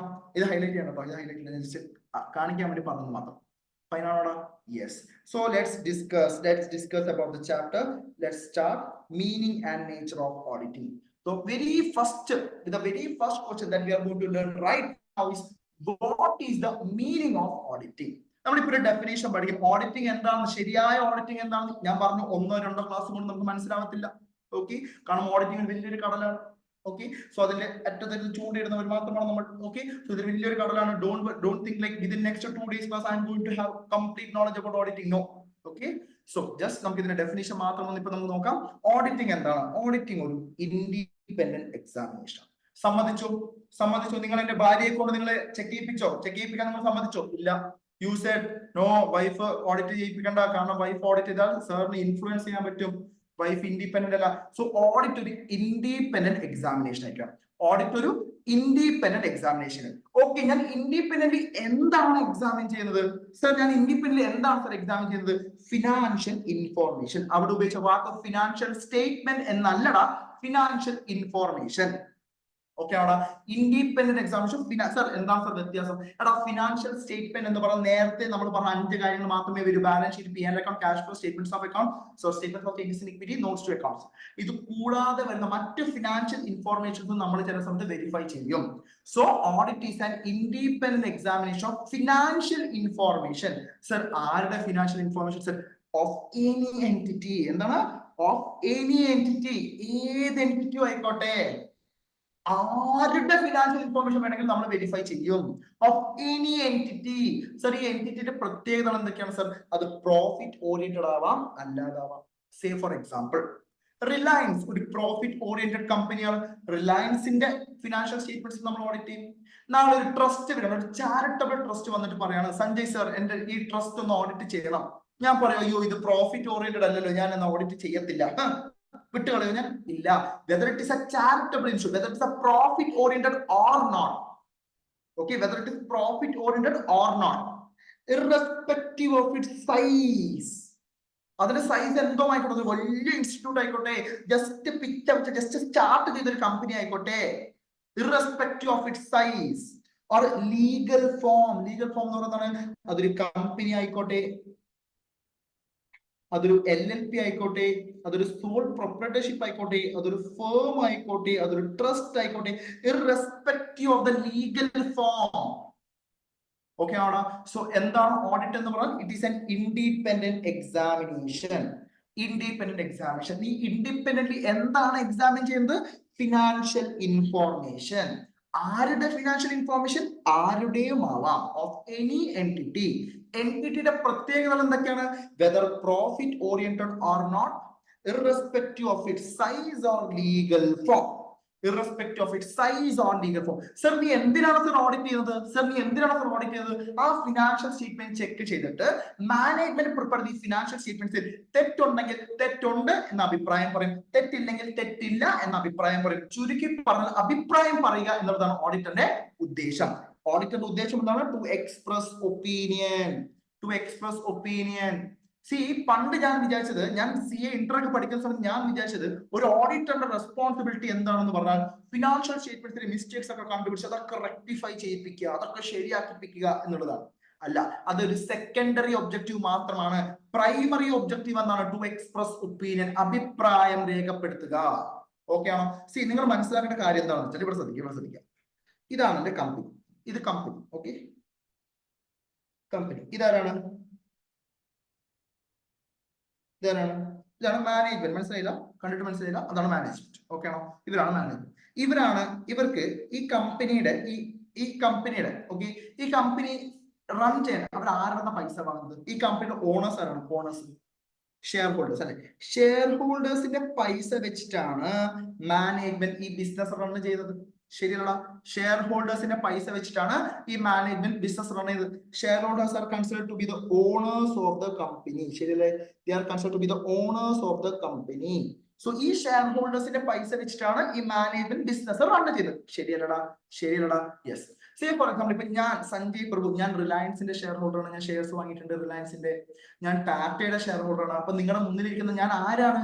റിലയൻസിന്റെ വൺ ഓഫ് ദ ഓണറാണ്, ടാറ്റയുടെ വൺ ഓഫ് ദ ഓണറാണ്. കാരണം ഷെയർ ഹോൾഡറാണ് ഞാൻ റിലയൻസിന്റെ ഷെയർ ഹോൾഡറാണ്, ഞാൻ ടാറ്റയുടെ ഷെയർ ഹോൾഡറാണ്. മനസ്സിലാവുന്നുണ്ടോ? സോ നമ്മളെ പോലുള്ള ഒരുപാട് ഷെയർ ഹോൾഡേഴ്സ് നൽകിയ പൈസ വെച്ചിട്ടാണ് റിലയൻസും ടാറ്റയും ഒക്കെ ബിസിനസ് റൺ ചെയ്യുന്നത്. പക്ഷേ ഞാൻ ഈ പൈസ കൊടുത്താലും അവിടെ എന്താണ് നടക്കുന്നത് എന്ന് എനിക്ക് അറിയാൻ പറ്റൂ. ആസ് എ ഷെയർ ഹോൾഡർ എനിക്ക് നാളെ റിലയൻസ് മുംബൈയിൽ ചെന്നിട്ട് I am the shareholder, I am the owner of the company, books എടുക്കടാ, ഞാൻ വെരിഫൈ ചെയ്യട്ടടാ എന്ന് പറഞ്ഞാൽ അവരെനിക്ക് ബുക്സ് തരുവോടാ? ഞാൻ റിലയൻസിന്റെ ഷെയർ വാങ്ങിയിട്ടൊരു വ്യക്തിയാണ്, ഷെയർ ഹോൾഡറാണ് എന്ന് കരുതി എനിക്ക് നാളെ ഞാൻ മുംബൈയിൽ റിലയൻസിന്റെ ബിസിനസ് സ്ഥാപനത്തിൽ ചെന്നിട്ട് ബുക്സ് താഴെ ഞാൻ ചെക്ക് ചെയ്യട്ടെ, ഞാൻ ഓണറാണ്, I am the shareholder, shareholders are the owners of the company എന്ന് പറഞ്ഞാൽ അവർ ബുക്സ് തരുവോ ഇല്ലയോ? അവർ നല്ല അടി തരും. ശരിയല്ലടാ? അവർ ബുക്സ് തരുമോ? തരത്തില്ല. അപ്പൊ നമ്മളെ പോലുള്ള ഷെയർ ഹോൾഡേഴ്സിന്റെ പൈസ വെച്ചിട്ടാണ് അവർ ബിസിനസ് ചെയ്യുന്നത്. പക്ഷെ അവിടെ എന്താണ് നടക്കുന്നത് എന്ന് അറിയാനുള്ള റൈറ്റ് നമുക്കുണ്ടോ? നമുക്ക് അവിടെ കയറി ചെന്ന് നോക്കാൻ പറ്റുമോ? പറ്റത്തില്ല. അപ്പൊ നമ്മളെല്ലാ ഷെയർ ഹോൾഡേഴ്സും കൂടി ഒരാളെ ഏൽപ്പിച്ചു, ഇതൊക്കെ ചെക്ക് ചെയ്യാൻ വേണ്ടി ഒരാളെ ഏൽപ്പിച്ചു, കൊമ്പുള്ള ഒരാൾ. ഈ കൊമ്പുള്ള ഒരാളെയാണ് നമ്മൾ എന്ത് വിളിക്കുന്നത്? ഓഡിറ്റർ. ഇയാളെയാണ് നമ്മൾ എന്ത് വിളിക്കുന്നത്? ഓഡിറ്റർ. ഈ വ്യക്തി ഈ കമ്പനിയിൽ ചെന്നിട്ട് അവിടുത്തെ ഫിനാൻഷ്യൽ സ്റ്റേറ്റ്മെന്റ് ചെക്ക് ചെയ്തിട്ട് നമ്മളോട് വന്ന അഭിപ്രായം പറയും. മാനേജ്മെന്റ് പ്രിപ്പയർ ചെയ്ത ഫിനാൻഷ്യൽ സ്റ്റേറ്റ്മെന്റ് ശരിയാണ്, അല്ലെങ്കിൽ പറയുന്നത് തെറ്റുണ്ട്, അഭിപ്രായം പറയും. ഈ ഓഡിറ്റർ നമ്മൾ ഈ share holders of the company, ഈ ഷെയർ ഹോൾഡേഴ്സ് അപ്പോയിന്റ് ചെയ്ത ഈ ഓഡിറ്റർ അവിടെ ചെന്നിട്ട് ഫിനാൻഷ്യൽ സ്റ്റേറ്റ്മെന്റ്സ് വെരിഫൈ ചെയ്തിട്ട് അയാൾ വന്ന് നമ്മളോട് അഭിപ്രായം പറയും. ഐ റിപ്പീറ്റ് ദ വേർഡ്, അഭിപ്രായം പറയും. എന്താണ് ചെയ്യുന്നത്? He will express his opinion. ആ ഫിനാൻഷ്യൽ സ്റ്റേറ്റ്മെന്റ് ശരിയാണെങ്കിൽ ശരിയാണെന്നും തെറ്റാണെങ്കിൽ തെറ്റാണെന്നുള്ള അഭിപ്രായം പറയും. So what is the primary objective of the auditor? What the primary duty of the auditor? To express opinion. Are you guys able to understand? So എന്താണ് audit? പറയൂ, എന്താണ് audit? അതൊരു ഇൻഡിപെൻഡന്റ് എക്സാമിനേഷൻ ആണ്. ഇൻഡിപെൻഡന്റ് നിങ്ങൾ എന്താണ് examine ചെയ്യുന്നത്? നിങ്ങൾ financial information ആണ് എക്സാമിൻ ചെയ്യുന്നത്. ആരുടെ ഫിനാൻഷ്യൽ ഇൻഫോർമേഷൻ ആണ് നിങ്ങൾ എക്സാമിൻ ചെയ്യുന്നത്? ആരുടെയും ആവാം, ഓഫ് എനി എൻറ്റിറ്റി. ഈ എൻറ്റിറ്റിയുടെ പ്രത്യേകതകൾ എന്തൊക്കെയാണ്? ഈ എൻറ്റിറ്റി പ്രോഫിറ്റ് ഓറിയന്റഡ് ആവാം, അല്ലാതാവാം, നോട്ട് ഫോർ പ്രോഫിറ്റ് ആവാം. irrespective of size or legal form. Irrespective of size or legal form. എന്തിനാണ് നിങ്ങൾ ഈ കമ്പനി ഓഡിറ്റ്, നിങ്ങളുടെ ഉദ്ദേശം എന്താണ്? നമ്മൾ ഈ ഷെയർ ഹോൾഡേഴ്സ് എന്തിനു വേണ്ടി അവിടെ പറഞ്ഞത്? ഒപ്പീനിയൻ എക്സ്പ്രസ് ചെയ്യാൻ, ശരിയല്ലേ? നമ്മുടെ അഭിപ്രായം രേഖപ്പെടുത്തുക. സോ എന്തിനാണ് നമ്മൾ അവിടെ ഓഡിറ്റ് ചെയ്യുന്നത്? To express opinion. So this is our very first definition that we need to learn right now. What is auditing? It is an independent examination of financial information of any entity, whether it is profit oriented or not, irrespective of the size or legal form. That the objective of the auditor is to express opinion. അഭിപ്രായം രേഖപ്പെടുത്തുക. Are you guys able to understand this concept? Set ആണോ? Set ആണെങ്കിൽ ഈ definition പറ്റുവാണെങ്കിൽ comment ബോക്സിൽ chat ചെയ്യ്. Come on. മനസ്സിലാവുന്നുണ്ടോ? Easy അല്ലേ ടോപ്പിക്? സി, പതുക്കെ പോയാൽ മതി, തിരക്ക് കൂട്ടണ്ട. Maybe all these concepts are, you already know all these concepts, but still പതുക്കെ പോയാൽ മതി. പതുക്കെ പോയാൽ നമുക്ക് തീർക്കാൻ പറ്റും, തിരക്ക് കൂട്ടണ്ട. So എന്താണ് audit? It is an independent examination. Come on. See, independent examination എന്താണ് നമ്മളോട് എക്സാം ചെയ്തത്? Financial information. ആരുടെയും ആവാം, ഓഫ് എൻറ്റിറ്റി. എൻറ്റിറ്റി പ്രത്യേകതകൾ എന്തൊക്കെയാണ്? Profit oriented or not, irrespective of size or legal form. എന്തിനു വേണ്ടിയാണ് നീ ഓഡിറ്റ് ചെയ്യുന്നത്? ടു എക്സ്പ്രസ് ഒപ്പീനിയൻ, അഭിപ്രായം രേഖപ്പെടുത്തുക. എന്തിനു വേണ്ടി നീ ഓഡിറ്റ് ചെയ്യുന്നത്? അഭിപ്രായം രേഖപ്പെടുത്തുക. ഓക്കെ ആണോടാ? Yes sir. ഇൻഡിപെൻഡന്റ് എന്ന് പറയുന്നത് എന്താ തേങ്ങയാണ് സർ? ഇൻഡിപെൻഡന്റ്, ഈ ഇൻഡിപെൻഡന്റ് എന്ന വാക്കിന്റെ അർത്ഥം എന്താണ്? ഇൻഡിപെൻഡന്റ് എന്ന വാക്കിന്റെ അർത്ഥം എന്താണ് സർ? മീൻസ് ഇൻഡിപെൻഡന്റ് എന്ന് പറഞ്ഞാൽ നോട്ട് ഡിപെൻഡന്റ് അല്ലെ? നമുക്കറിയാം ഓൾറെഡി. Sir കളിക്കുവാണോ sir? തമാശ പറയണോ? നോട്ട് ഡിപെൻഡന്റ് അല്ലെങ്കിൽ not under the influence of any. അവിടെ എഴുതി വെക്കുക. Not under the influence of any, ആരുടെയും ഇൻഫ്ലുവൻസ് ഇല്ലാതെ. ഓക്കെ ആണോ?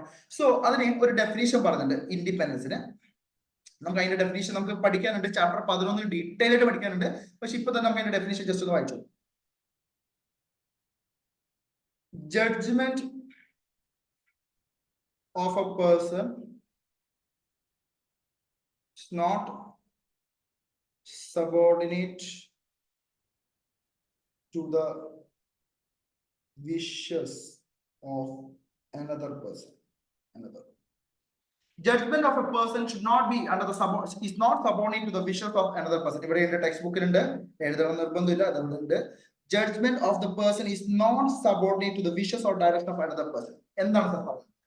ഒരാളുടെ അഭിപ്രായം മറ്റൊരു വ്യക്തിയുടെയോ സ്ഥാപനത്തിനും താല്പര്യത്തിനും വേണ്ടി അയാൾ മാറ്റുന്നില്ലെങ്കിൽ ഞാൻ അയാളെ ഇൻഡിപെൻഡന്റ്. എന്റെ അഭിപ്രായം ഞാൻ മറ്റൊരു വ്യക്തിയുടെ താല്പര്യത്തിന് വേണ്ടി അല്ലെങ്കിൽ മറ്റൊരു സ്ഥാപനത്തിന്റെ താല്പര്യത്തിന് വേണ്ടി എന്റെ ശരിയായ അഭിപ്രായം ഞാൻ മാറ്റുന്നില്ലെങ്കിൽ you can call me independent. മാറ്റിയാൽ ഐ ആം നോട്ട് ഇൻഡിപെൻഡന്റ്. ഒരു സിമ്പിൾ ഒരു എക്സാമ്പിൾ പറയാം. ഞാൻ എന്റെ സുഹൃത്തിന്റെ വീട്ടിൽ ഒരു ദിവസം ചെന്നു. സുഹൃത്തിന്റെ വീട്ടിൽ ചെന്നപ്പം അവന്റെ സിസ്റ്റർ ചായ ഉണ്ടാക്കി തന്നു. ആക്ച്വലി ആ ചായ വായിൽ വെക്കാൻ കൊള്ളത്തില്ലായിരുന്നു. എനിക്കൊന്നും ഭയങ്കര കടുപ്പായി, പഞ്ചസാര എന്തൊക്കെയോ ആക്കി വെച്ചിട്ടുണ്ട് ചായ. ഐ തിങ്ക് ഫസ്റ്റ് ടൈം ആണ് തോന്നാൻ ചേച്ചി ചായ ഉണ്ടാക്കിയത്. സോ ആ പരീക്ഷണാടിസ്ഥാനത്തിൽ എനിക്കാണ് ആ ചായ കിട്ടിയത്. അപ്പൊ ഞാൻ ആ ചായ കുടിച്ചപ്പോൾ തന്നെ എനിക്ക് മനസ്സിലായി ഇത് വായിൽ വെക്കാൻ കൊള്ളും. അപ്പൊ ഞാൻ ചായ കുടിച്ചു. ഞാൻ കുറച്ച് പേര് ഒരാൾ ചായ തന്നെ നമുക്ക് കുടിക്കാതിരിക്കാൻ പറ്റത്തില്ലല്ലോ. ഞാൻ ഇച്ചിരി ചായ കുടിച്ചു. അപ്പോഴേക്കും അമ്മ വന്നു, എന്റെ ഫ്രണ്ട് വന്നു. അമ്മ ചോദിച്ചു, എടാ ചായ എങ്ങനെ ഉണ്ട്? ഞാൻ എന്താ പറഞ്ഞത്? എടാ നല്ല ചായ, അടിപൊളി ചായ. ഇനി വേണോ? വേണ്ട. ഓ മതി, നല്ല ചായ. ഞാൻ എന്താ അഭിപ്രായം അവിടെ പറഞ്ഞ? ചായ എങ്ങനെയുണ്ടെന്ന് ചോദിച്ചപ്പോൾ ഞാൻ എന്താ പറഞ്ഞത്? നല്ല ചായ. എന്റെ ശരിയായ അഭിപ്രായമാണോ ഞാൻ അവിടെ പറഞ്ഞത്? അല്ല. അപ്പൊ ഞാൻ അവിടെ ഇൻഡിപെൻഡന്റ് ആയിരുന്നു? അല്ല. സോ ഇൻഡിപെൻഡന്റ് എന്ന് വെച്ചാൽ നിങ്ങൾ നിങ്ങളുടെ ശരിയായ അഭിപ്രായം നിങ്ങൾ മാറ്റുന്നില്ലെങ്കിൽ, മാറ്റി പറയുന്നില്ലെങ്കിൽ you are independent. Judgement of a person, ഒരു വ്യക്തിയുടെ judgement is not subordinate to the wishes of another person. ഒരാളുടെ അഭിപ്രായം മറ്റൊരു വ്യക്തിയുടെ താല്പര്യത്തിന് വേണ്ടി നിങ്ങൾ മാറ്റുന്നില്ലെങ്കിൽ, ഇവിടെ നോക്കണം, ഒരാളുടെ അഭിപ്രായം നിങ്ങൾ മറ്റൊരു വ്യക്തിയുടെ താല്പര്യത്തിന് വേണ്ടി നിങ്ങൾ മാറ്റുന്നില്ലെങ്കിൽ I can call you as independent. ഞാൻ നിങ്ങളെ ഇൻഡിപെൻഡന്റ് എന്ന് വിളിക്കും. നിങ്ങളുടെ അഭിപ്രായം നിങ്ങൾ മറ്റൊരു വ്യക്തിയുടെയോ മറ്റൊരു സ്ഥാപനത്തിന്റെയോ താല്പര്യത്തിന് വേണ്ടി നിങ്ങൾ മാറ്റുന്നില്ലെങ്കിൽ I can call you independent. Judgement of a person is not subordinate to the wishes of another person. Okay ആണോടാ? ഇതിനാണ് എന്ത് വിളിക്കുന്നത്? ഇൻഡിപെൻഡൻസ് എന്ന് വിളിക്കുന്നത്. ഓക്കെ ആണോടാ? ഓക്കെ ആണോട്ടാ? ഓക്കെ ആണോട്ടാ? സോ ബാക്കിയുള്ളതൊക്കെ നമ്മൾ ഓൾറെഡി ഡിസ്കസ് ചെയ്താണ്. ഇവിടെ പറഞ്ഞ കാര്യങ്ങളൊക്കെ നമ്മൾ ഡിസ്കസ് ചെയ്താണ്. ഇവിടെ എന്താ പറഞ്ഞു നോക്കട്ടെ? Profit oriented or not, charitable ട്രസ്റ്റിന്റെ ആവാം. നമ്മൾ ഓൾറെഡി പറഞ്ഞു entity can be profit oriented or not. Charitable trust ആണെങ്കിൽ നമ്മൾ ഓഡിറ്റിംഗ്. ഓഡിറ്ററിന്റെ മെയിൻ ഉദ്ദേശം എന്താണ്? To express opinion. To express opinion. Okay ആണോടാ? ഫൈൻ ആണോ? ഫൈൻ ആണോ? യെസ്. എടാ ഞാൻ ഡൗട്ട് ചോദിച്ചോട്ടെ. റിലയൻസ് എന്ന് പറഞ്ഞൊരു കമ്പനി ഉണ്ട്. ആ കമ്പനിയിൽ എനിക്കൊരു 1,00,000 ഷെയർസ് ഉണ്ടെന്ന് വിചാരിക്കാം. 1,00,000 ഷെയർസ് ഉണ്ട്. ഓക്കെ, ഞാനൊരു ചാർട്ടേഡ് അക്കൗണ്ട്, ഞാൻ ചാർട്ടേഡ് അക്കൗണ്ട് CA സഞ്ജയ് അല്ലേ? എനിക്ക് ആ കമ്പനി ഓഡിറ്റ് ചെയ്യാൻ പറ്റും. എനിക്ക് ആ കമ്പനി ഓഡിറ്റ് ചെയ്യാൻ പറ്റും. ഷെയർ ഹോൾഡറായി എനിക്ക് തന്നെ ആ കമ്പനി ഓഡിറ്റ് ചെയ്യാൻ പറ്റുമോ? Am I independent? ആ കമ്പനിയിലെ ഷെയർസ് എനിക്കുണ്ടെങ്കിൽ ആം ഐ ഇൻഡിപെൻഡന്റ്? ആ കമ്പനിയിൽ ഷെയർസ് എനിക്കുണ്ടെങ്കിൽ ആം ഐ ഇൻഡിപെൻഡന്റ്? നോ. മനസ്സിലാവുന്നുണ്ടോ? സോ ആ കമ്പനി എനിക്ക് ഷെയർസ് ഉണ്ടെങ്കിൽ എനിക്ക് ആ കമ്പനി ഓഡിറ്റ് ചെയ്യാൻ പറ്റത്തില്ല. എനിക്ക് ആ കമ്പനി ഓഡിറ്റ് ചെയ്യാൻ പറ്റത്തില്ല. കമ്പനീസ് ആക്ടിനകത്ത് 141 subsection 3 disqualification of an auditor എന്ന് നിങ്ങൾ പഠിച്ചിട്ടുണ്ടാകും. കമ്പനി ഓഡിറ്റർ സെക്ഷൻ 141 സബ്സെക്ഷൻ 3 നിങ്ങൾ ഡീറ്റെയിൽ ആയിട്ട് പഠിക്കുന്നുണ്ട് ലോനകത്ത്. പക്ഷെ സിമ്പിൾ ടൈപ്പ് ഞാൻ ഒന്നുകൂടി പറയാം, നമ്മൾ ഇൻഡിപെൻഡന്റ് അല്ലാത്തതുകൊണ്ട് നമുക്ക് ഓഡിറ്റ് ചെയ്യാൻ പറ്റത്തില്ല. ഓക്കെ ആണോടാ? സോ ഇതാണ് നമ്മൾ ഫസ്റ്റ് പഠിച്ചത്. ഓക്കെ, പിന്നെ ഒരു ജസ്റ്റ് ഒരു വൺ ലൈൻ ഒരു കാര്യം കൂടി പറയുന്നുണ്ട്. ദിസ് ഓഡിറ്റ്, ഈ വാക്ക് audit is originated from the Latin word audire, means to hear. Okay, audire ഈ വാക്ക് എവിടെയോ നമ്മൾ കേട്ടിട്ടുണ്ടല്ലോ, ഏതോ ഒരു ഇൻസ്റ്റിറ്റ്യൂട്ടിന്റെ പേരിട്ട് സ്ഥാനമുണ്ട് അല്ലെ? യെസ്. സോ ഈ audit is derived from the Latin word audire, means to hear. means to hear alle. The audit is originated from the Latin word. Latin ആണ്, German അല്ല. Latin word odire means to hear. Okay ആണോ? അതൊന്ന് not ചെയ്ത് വെക്കുക. വല്ലപ്പോഴും MCQ നമുക്ക് ചോദിക്കണം എന്ന് തോന്നിയാൽ നമുക്ക് തെറ്റാൻ പാടില്ലല്ലോ, നമുക്ക് തെറ്റരുതല്ലോ, അതുകൊണ്ട്. Okay, audit is derived from the Latin word odire means to hear. Okay ആണോ? ഫൈൻ ആണോ? യെസ്. സോ ഫസ്റ്റ് ടോപ്പിക് ആണ് നമ്മളിപ്പോ തീർത്തത്.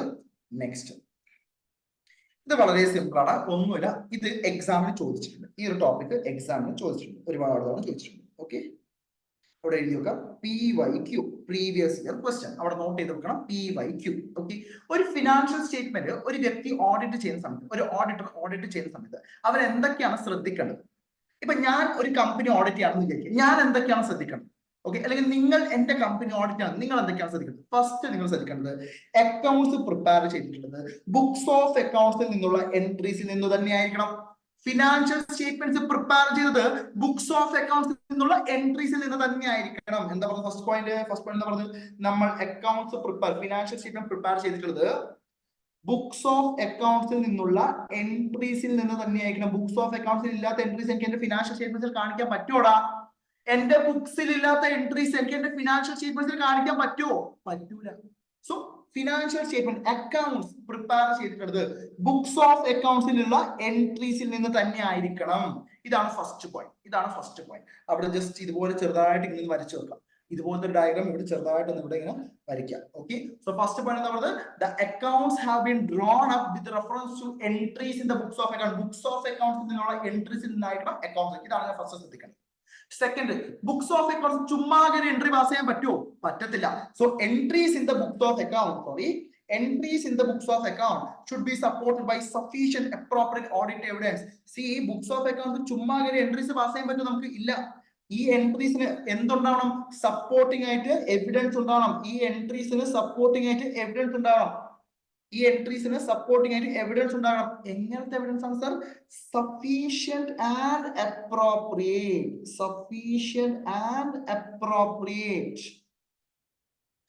ശ്രദ്ധിക്കടാ, എന്റെ അക്കൗണ്ട്സ് പ്രിപ്പയർ ചെയ്തിട്ടുള്ളത് ബുക്സ് ഓഫ് അക്കൗണ്ട്സിൽ നിന്നുള്ള എൻട്രീസിൽ നിന്നായിരിക്കണം. ആ എൻട്രീസിന് സപ്പോർട്ടിംഗ് ആയിട്ട് എവിഡൻസ് ഉണ്ടാകണം. എങ്ങനത്തെ evidence? Sufficient and appropriate evidence. ഇനി ഒരു ഉദാഹരണം പറയാം. ഞാൻ നോക്കുമ്പോൾ ഇത്തവണ എന്റെ കമ്പനി വല്ലാതെ പ്രോഫിറ്റ് കൂടിയിട്ടുണ്ട്. അപ്പൊ ഇത്രയും പ്രോഫിറ്റ് കൂടി ഞാൻ നല്ല ടാക്സ് അടക്കേണ്ടി വരും. അപ്പൊ ഞാൻ ചുമ്മാ ഒരു എൻട്രി പാസ് ചെയ്യണം, expense account to cash account. ചുമ്മാ ഒരു എൻട്രി പാസ് ചെയ്യണം. അങ്ങനെ എൻട്രി പാസ് ചെയ്യാൻ പറ്റൂ?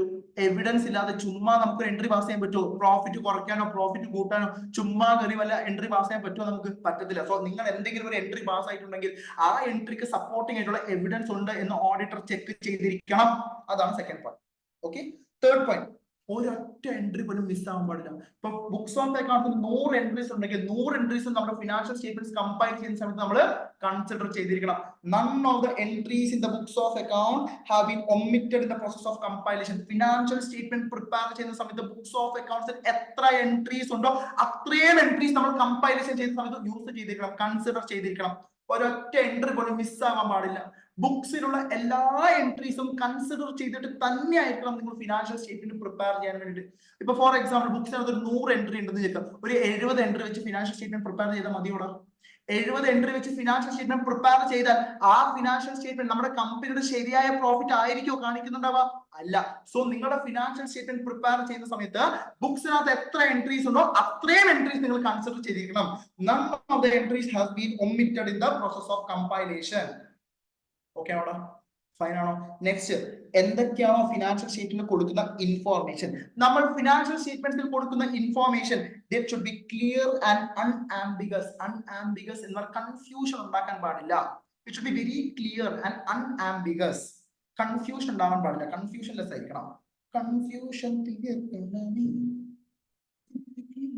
information conveyed by the statement is clear and unambiguous. Okay, information conveyed by the statement is clear and unambiguous. Clear ആയിരിക്കണം. Okay ആണോ? പിന്നെന്താണ് പറഞ്ഞത്?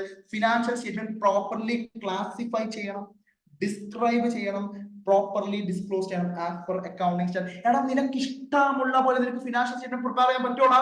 പറ്റത്തില്ല. നമ്മൾ എന്താ ഫോളോ ചെയ്യുന്നത്? ഇന്ത്യൻ ഗ്യാപ്പ് ഫോളോ ചെയ്യണം. ഇന്ത്യൻ ഗ്യാപ്പിൽ എന്താ ഉള്ളത്?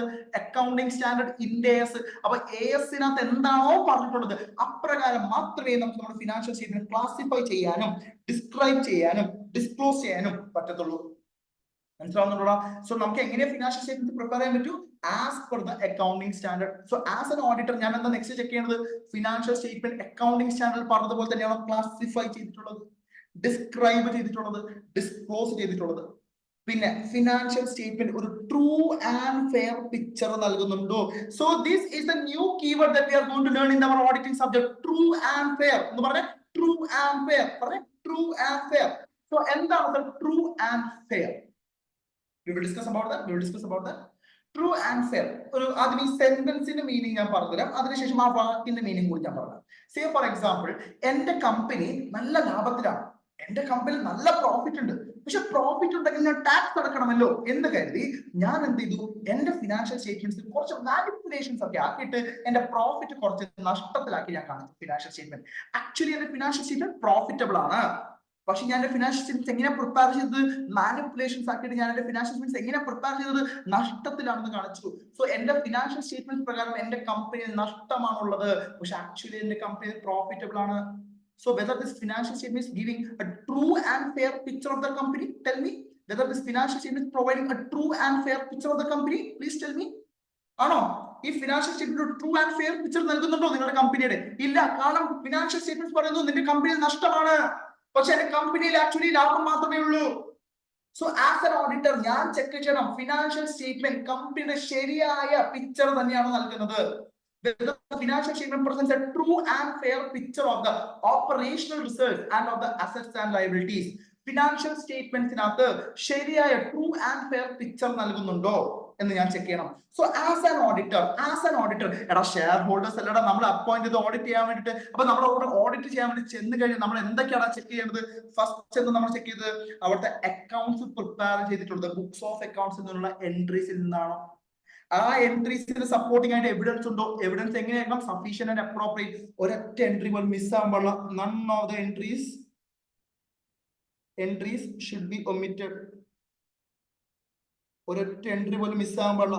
ഒറ്റ എൻട്രി പോലും മിസ് ആക്കാതെ വേണം നമ്മൾ ഫിനാൻഷ്യൽ സ്റ്റേറ്റ്മെന്റ് പ്രിപ്പയർ ചെയ്യാൻ. ആ ഫിനാൻഷ്യൽ സ്റ്റേറ്റ്മെന്റ്സ് എങ്ങനെയായിരിക്കണം? It should be clear and unambiguous ആയിരിക്കണം. It should be clear and unambiguous ആയിരിക്കണം. ഈ ഫിനാൻഷ്യൽ സ്റ്റേറ്റ്മെന്റ് എങ്ങനെ പ്രിപ്പയർ ചെയ്യുന്നത്? ആസ് പെർ അക്കൗണ്ടിംഗ് സ്റ്റാൻഡേർഡ് പറഞ്ഞതുപോലെ അതിനെ ക്ലാസിഫൈ ചെയ്യണം, ഡിസ്ക്രൈബ് ചെയ്യണം, ഡിസ്ക്ലോസ് ചെയ്യണം. ഓക്കെ ആണോ? പിന്നെ ഈ ഫിനാൻഷ്യൽ സ്റ്റേറ്റ്മെന്റ് എങ്ങനെയായിരിക്കണം? It should give a true and fair picture of the company. True and fair picture of the company. നോക്കി ഈ ഒരു ചാർട്ടിനകത്ത് നമ്മുടെ എല്ലാ പോയിന്റ്സും ഇൻക്ലൂഡ് ചെയ്തിട്ടുണ്ട്. നോക്കി എന്താ അവിടെ പറഞ്ഞത്? ഫസ്റ്റ് പോയിന്റ് എന്താ പറഞ്ഞത്? ശ്രദ്ധിക്കടാ. ഫസ്റ്റ് പോയിന്റ് എന്താ പറഞ്ഞത്? അക്കൗണ്ട്സ് പ്രിപ്പയർ ചെയ്തത് ബുക്സ് ഓഫ് അക്കൗണ്ട്സിൽ നിന്നുള്ള എൻട്രീസിൽ നിന്നായിരിക്കണം. ഒരൊറ്റ എൻട്രി പോലും മിസ് ആവാൻ പാടില്ല. ആ എൻട്രീസിന് സപ്പോർട്ടിംഗ് ആയിട്ടുള്ള എവിഡൻസ് ഉണ്ടാകണം. എവിഡൻസ് എങ്ങനെയാണ്? സഫീഷ്യന്റ് ആൻഡ് അപ്രോപ്രിയേറ്റ് ആയിരിക്കണം. ഓക്കെ ആണോ? ആ accounts true and fair picture നൽകണം. ആ account financial statement clear and unambiguous ആയിരിക്കണം. അക്കൗണ്ട്സിൽ പ്രൊവൈഡ് ചെയ്യുന്ന ഇൻഫോർമേഷൻ ക്ലിയർ ആൻഡ് അൺആംബിഗസ് ആയിരിക്കണം. ആ അക്കൗണ്ട് എങ്ങനെയാണ് നമ്മൾ പ്രിപ്പയർ ചെയ്തത്? അക്കൗണ്ടിംഗ് സ്റ്റാൻഡേർഡ് പ്രകാരം. So you have to prepare the financial statement should be classified, described, disclosed as per the accounting standard. So ഇത്രയും പോയിന്റ്സ് ആണ് നമ്മൾ ശ്രദ്ധിക്കേണ്ടത്. Are you guys able to understand? Please tell me. Please comment in the chat box. Okay ആണോ? Okay ആണോ? Yes sir, yes sir, yes. So ഇതാണ് നമ്മൾ ആദ്യം പഠിച്ച ടോപ്പിക്. ഇത്രയുമാണ് നമ്മൾ ഫസ്റ്റ് ടോപ്പിക് പഠിച്ചത്. 1.6 നമ്മൾ 1.6. ഓക്കെ ആണോ? നമ്മളിപ്പോ ആകെ കൂടെ എന്തേ പഠിച്ചിട്ടുള്ളൂ? ആകെ കൂടെ പഠിച്ചിട്ടുള്ളൂ എന്താണ് ഓഡിറ്റിംഗ്. ഓഡിറ്റിംഗ് ചെയ്യുന്ന സമയത്ത് നമ്മൾ ശ്രദ്ധിക്കേണ്ട കാര്യങ്ങൾ എന്തൊക്കെയാണ് ഒരു ഓഡിറ്റർ എൻഷോർ ചെയ്യേണ്ട കാര്യങ്ങൾ, എന്തൊക്കെയാണ്? ഈ രണ്ട് കാര്യമാണ് നമ്മളിപ്പോ പഠിച്ചത്. ഓക്കെ ആണോടാ? ഫൈൻ ആണോ? യെസ്. നെക്സ്റ്റ് പഠിക്കാൻ വേണ്ടി പോകുന്നത് ഒബ്ജക്റ്റീവ്സ് ഓഫ് ഓഡിറ്റ് ആണ്. നെക്സ്റ്റ് എന്താ നമ്മൾ പഠിക്കാൻ വേണ്ടി പോകുന്നത്? ഒരു ഓഡിറ്റിന്റെ ഒബ്ജക്റ്റീവ് എന്താണ്? ഈ ഓഡിറ്റിന്റെ ഒബ്ജക്റ്റീവ് എന്താണ് എന്ന് പറഞ്ഞിട്ടുള്ളത് SA 200 ആണ്. ആരാണ്? SA 200. SA 200 ആണ് ഓഡിറ്റിന്റെ ഒബ്ജക്റ്റീവ് എന്താണ്. നമ്മൾ കുറച്ച് മുന്നേ പറഞ്ഞു ഒരു ഓഡിറ്റിന്റെ ഒബ്ജക്റ്റീവ് എന്താണ്? പ്രൈമറി ഒബ്ജക്റ്റീവ് എന്താണ്? അഭിപ്രായം പറയുക എന്ന് ആരാ പറഞ്ഞത്? നിങ്ങളോട് ആരാ പറഞ്ഞത് ഒരു ഓഡിറ്റിന്റെ ഒബ്ജക്റ്റീവ് അഭിപ്രായം പറയുക എന്നുള്ളത്? Who said an objective of the auditor is to express opinion? നിങ്ങളോട് ആരാണ് പറഞ്ഞത് ഒരു ഓഡിറ്ററിന്റെ objective is to express opinion എന്ന്? പറയൂ, ആരാ പറഞ്ഞത്? SA 200. സാറല്ല സാർ കുറച്ച് മുന്നേ പറഞ്ഞത്, ഒരു അരമണിക്കൂർ മുമ്പ് സാറല്ലേ പറഞ്ഞത് ഓഡിറ്റിന്റെ ഒബ്ജക്റ്റീവ് എക്സ്പ്രസിംഗ് ഒപ്പീനിയൻ ആണെന്ന്. എടാ ഞാനാണ് പറഞ്ഞത്. ഞാനത് എവിടെ നിന്നാ പറഞ്ഞത്? SA 200 നിന്നുമാണ് പറഞ്ഞത്. എവിടെ നിന്നാ പറഞ്ഞത്? SA 200 നിന്നുമാണ് പറഞ്ഞത്. ഓക്കെ ആണോടാ? ഓക്കെ ആണ്. സോ SA 200 ആണ് പറഞ്ഞത് ഒരു ഓഡിറ്റിന്റെ objective is to express opinion എന്ന്. Fine ആണോടാ?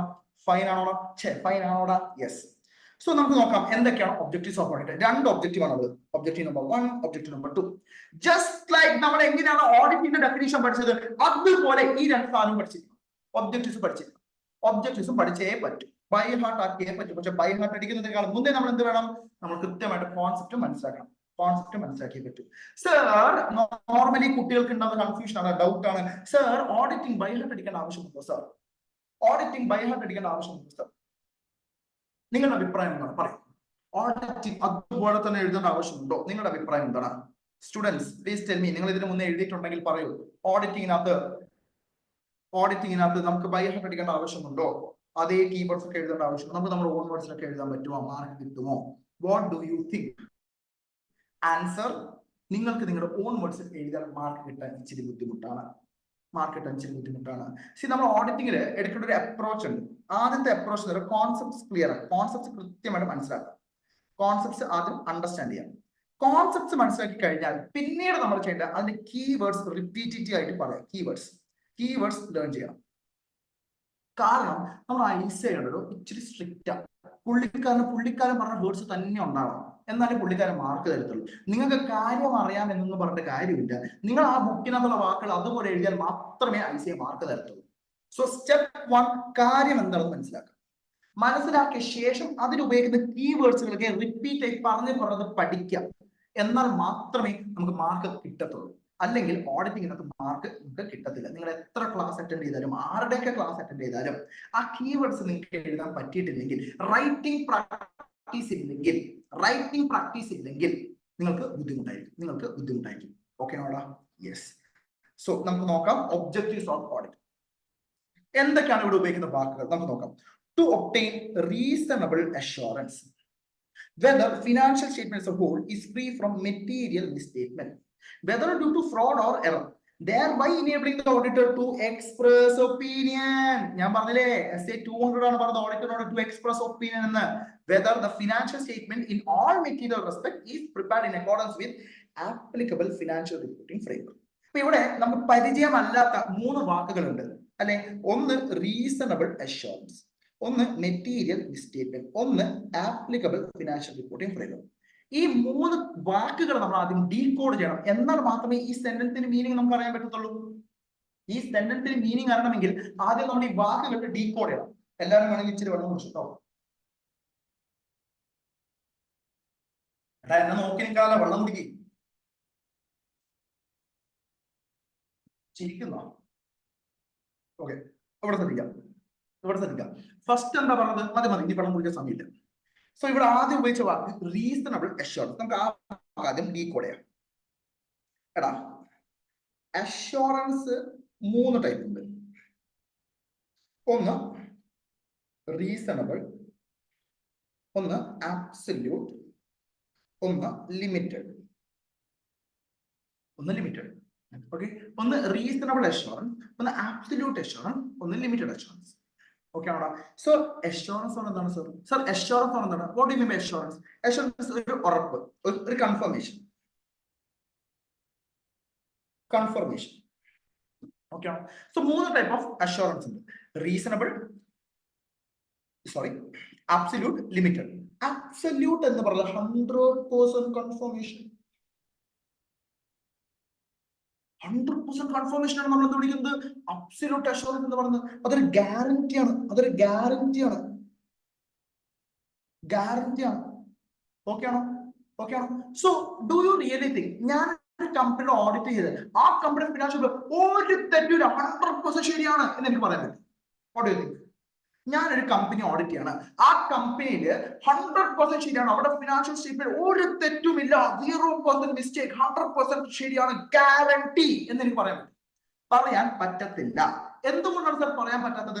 Because of so many reason, mainly inherent limitations of audit. Because of inherent limitations of audit. Sir എന്താണ് സർ ഈ ഇൻഹെറന്റ് ലിമിറ്റേഷൻസ് ഓഫ് ഓഡിറ്റ് എന്ന് പറഞ്ഞാൽ? എന്താണ് സർ ഇത്? നമ്മൾ പഠിക്കും, ഡോണ്ട് വറി, ഈ ചാപ്റ്ററിൽ തന്നെ പഠിക്കാനായിട്ട്, don't worry about that, V will discuss that. Okay, so absolute assurance എന്ന് പറഞ്ഞാൽ 100% അഷ്വറൻസ് ആണ്, 100% കൺഫർമേഷൻ ആണ്. ഒരു കാരണവശാലും ഒരു ഓഡിറ്ററിന് 100% കൺഫർമേഷൻ പ്രൊവൈഡ് ചെയ്യാൻ പറ്റത്തില്ല. ഓക്കെ ആണോ? യെസ്. അപ്പോ സർ നമ്മൾ എന്ത് അഷ്വറൻസ് ആണ് സർ കൊടുക്കുന്നത്? നമ്മൾ കൊടുക്കുന്ന അഷ്വറൻസ് ഒരു റീസണബിൾ, ഒരു acceptable assurance. Say for example, നമ്മൾ ഈ റീസണബിൾ എന്ന വാക്ക് ആദ്യമായിട്ടാണ് നമ്മൾ ഉപയോഗിക്കാറുള്ളത്? അല്ല, നമ്മൾ ഡേ ടു ഡേ ലൈഫിൽ നമ്മൾ ഉപയോഗിക്കാറുണ്ട്. സേ ഫോർ എക്സാമ്പിൾ, ഞാനിപ്പോ എന്റെ ഓഡിറ്റിംഗിന്റെ class say for example 10,000 rupees ആണ് വിൽക്കുന്നത് വിചാരിക്കാം. 10,000 റുപ്പീസ് എന്റെ ഓഡിറ്റിംഗിന്റെ ലൈവ് ബാച്ച് ക്ലാസ് 10,000 റുപ്പീസ്. നിങ്ങൾ വാങ്ങുമോ ഇല്ലയോ? Tell me, comment chat box. നിങ്ങൾ വാങ്ങുമോ ഇല്ലേ? സഞ്ജയ് സാറിന്റെ ക്ലാസ് 10,000 റുപ്പീസ് ആണ് ഞാൻ വിൽക്കുന്നത്. വാങ്ങുന്നത് ഇപ്പൊ പറഞ്ഞോ? ഇപ്പൊ വാങ്ങത്തില്ല അല്ലെ? എന്തുകൊണ്ടാണ്? ഹൈ പ്രൈസ് ആണ് അല്ലെ? ഞാനിപ്പോ ഒരു 2.5K to 4K നമ്മുടെ ഇപ്പോഴത്തെ കേരളത്തിലെ ഒരു മാർക്കറ്റ് റേറ്റ് വെച്ചിട്ട് 2.5K to 4K വെച്ചാൽ ഫൈൻ, ആക്സെപ്റ്റബിൾ. കാരണം പ്രൈസ് ഒരു റീസണബിൾ ആണ് sir. Fine, 2.5 to 4K reasonable price ആണ് സർ നമ്മൾ പറയും അല്ലെ? ഒരു ആക്സെപ്റ്റബിൾ പ്രൈസ് ആണ് സർ നമ്മൾ പറയും. ശരിയല്ലടാ? So reasonable means some kind of accept ചെയ്യാൻ പറ്റുന്നത്, അതാണ് റീസണബിൾ. ഓക്കെ, സോ റീസണബിൾ എന്ന വാക്കിന്റെ അർത്ഥം എന്താണ്? Reasonable means it's reasonable assurance എന്ന് പറഞ്ഞാൽ it's a high level of assurance. High ലെവലാണ്, ഹൈയസ്റ്റ് ലെവൽ അല്ല, ഹൈ ലെവലാണ്, ഹൈ ലെവൽ ഓഫ് അഷ്വറൻസ് ആണ്. പക്ഷെ എന്തല്ല? But not absolute assurance. 100% അല്ല, but not absolute assurance. Reasonable assurance എന്ന് പറഞ്ഞാൽ അത് ഹൈ ലെവലാണ്. ഒരു ഓഡിറ്ററിന് മാക്സിമം കൊടുക്കാൻ പറ്റുന്ന അഷ്വറൻസ്. ഒരു ഓഡിറ്ററിന് ഒരിക്കലും 100% ഗ്യാരണ്ടി പറയാൻ പറ്റത്തില്ല. ഒരു ഓഡിറ്ററിന് ഒരിക്കലും 100% കൺഫർമേഷൻ കൊടുക്കാൻ പറ്റുമെന്ന് പറയാൻ പറ്റത്തില്ല. അതുകൊണ്ട് ഒരു ഓഡിറ്ററിന് മാക്സിമം കൊടുക്കാൻ പറ്റുന്ന ലിമിറ്റ് ഉണ്ട്. ആ ലിമിറ്റിനെ വിളിക്കുന്ന പേരാണത് reasonable assurance. The high level of assurance, but it is not an absolute assurance. ഇതൊരു ഗ്യാരണ്ടി ആണോ? റീസണബിൾ അഷ്വറൻസ് ഒരു ഗ്യാരണ്ടി ആണോ? ഈ ഫിനാൻഷ്യൽ ഒരു തെറ്റില്ല, ഗ്യാരണ്ടി ആണോ? അല്ല, ഇറ്റ്സ് നോട്ട് എ ഗ്യാരണ്ടി. ഇത് guarantee, it's not a guarantee. It's not a guarantee. Reasonable assurance ഒരു ഗ്യാരണ്ടി അല്ല. ഓക്കെ ആണോ? സോ നമ്മൾ ഓഡിറ്റ് ചെയ്യുന്ന സമയത്ത് നമ്മൾ കൊടുക്കുന്ന അഷ്വറൻസ് ഏതാണ്? Reasonable assurance. ഏതാണ്? Reasonable assurance. ഇനി വേറൊരു കാറ്റഗറി ഉണ്ട്, ലിമിറ്റഡ് അഷ്വറൻസ് എന്ന് പറയും. എന്താണ് ലിമിറ്റഡ് അഷ്വറൻസ്? ഇത് എപ്പോഴാണ് വരിക വെച്ചാൽ ഈ ലിസ്റ്റഡ് കമ്പനീസ് ഒക്കെ,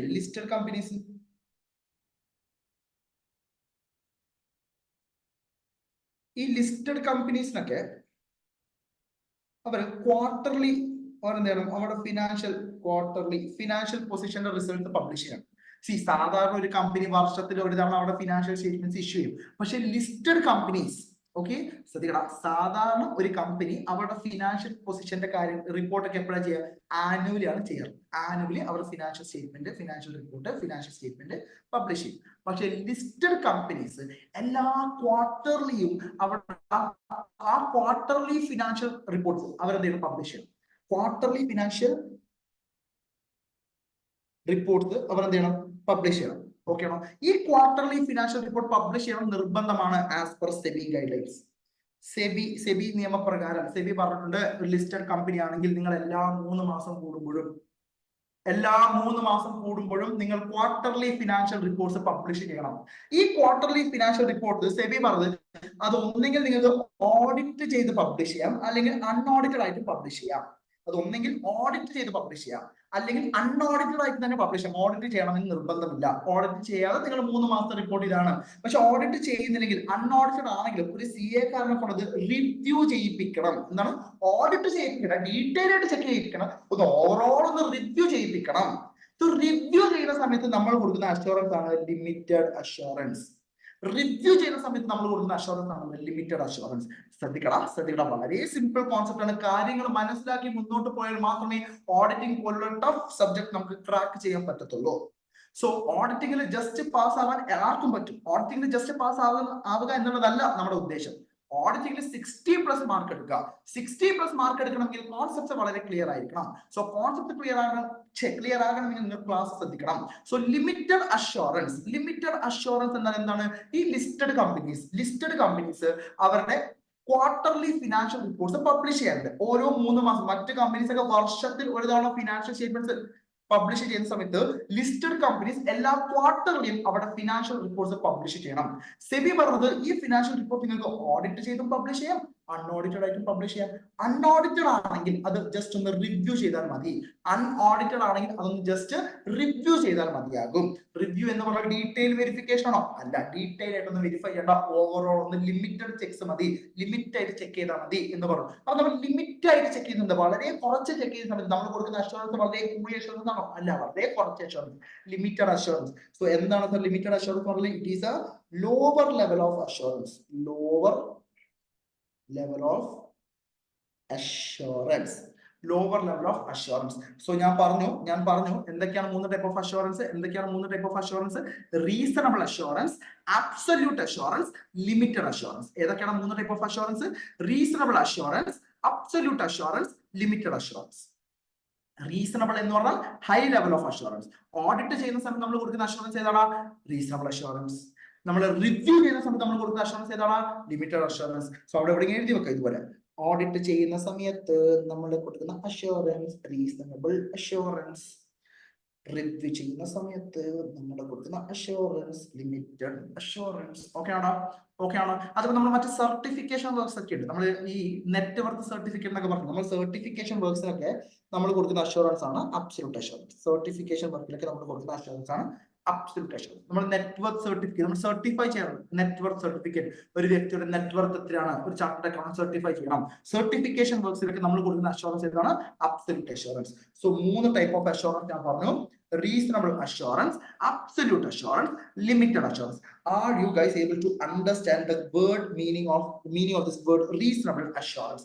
Reasonable assurance എന്ന വാക്ക് ഡീകോഡ് ചെയ്തു നമ്മൾ. ഓക്കെ ആണോ? എല്ലാവർക്കും മനസ്സിലായോ? റീസണബിൾ അഷ്വറൻസ് എന്നാണ് ഉറപ്പ്. ഹയസ്റ്റ് ലെവൽ ഓഫ് അഷ്വറൻസ് ആണോ റീസണബിൾ? അല്ല, high level of assurance. Highest അല്ല, ഹൈ ആണ്. ഹയസ്റ്റ് ആയിരുന്നെങ്കിൽ അതിന് നമ്മൾ എന്ത് വിളിക്കും? അബ്സല്യൂട്ട് അഷ്വറൻസ് എന്ന് വിളിക്കും. ലോവസ്റ്റ് ലെവൽ ആണെങ്കിൽ ലിമിറ്റഡ് അഷ്വറൻസ് എന്ന് വിളിക്കും. ഓക്കെ ആണോ?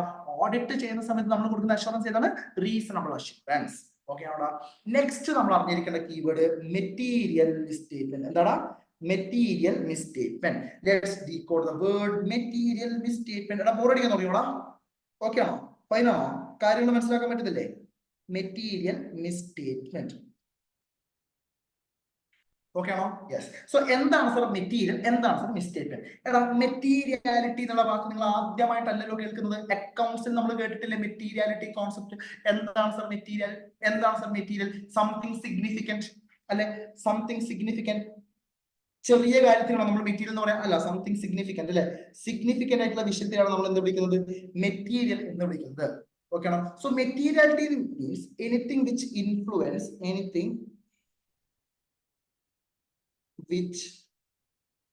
ഇൻഫ്ലുവൻസ് the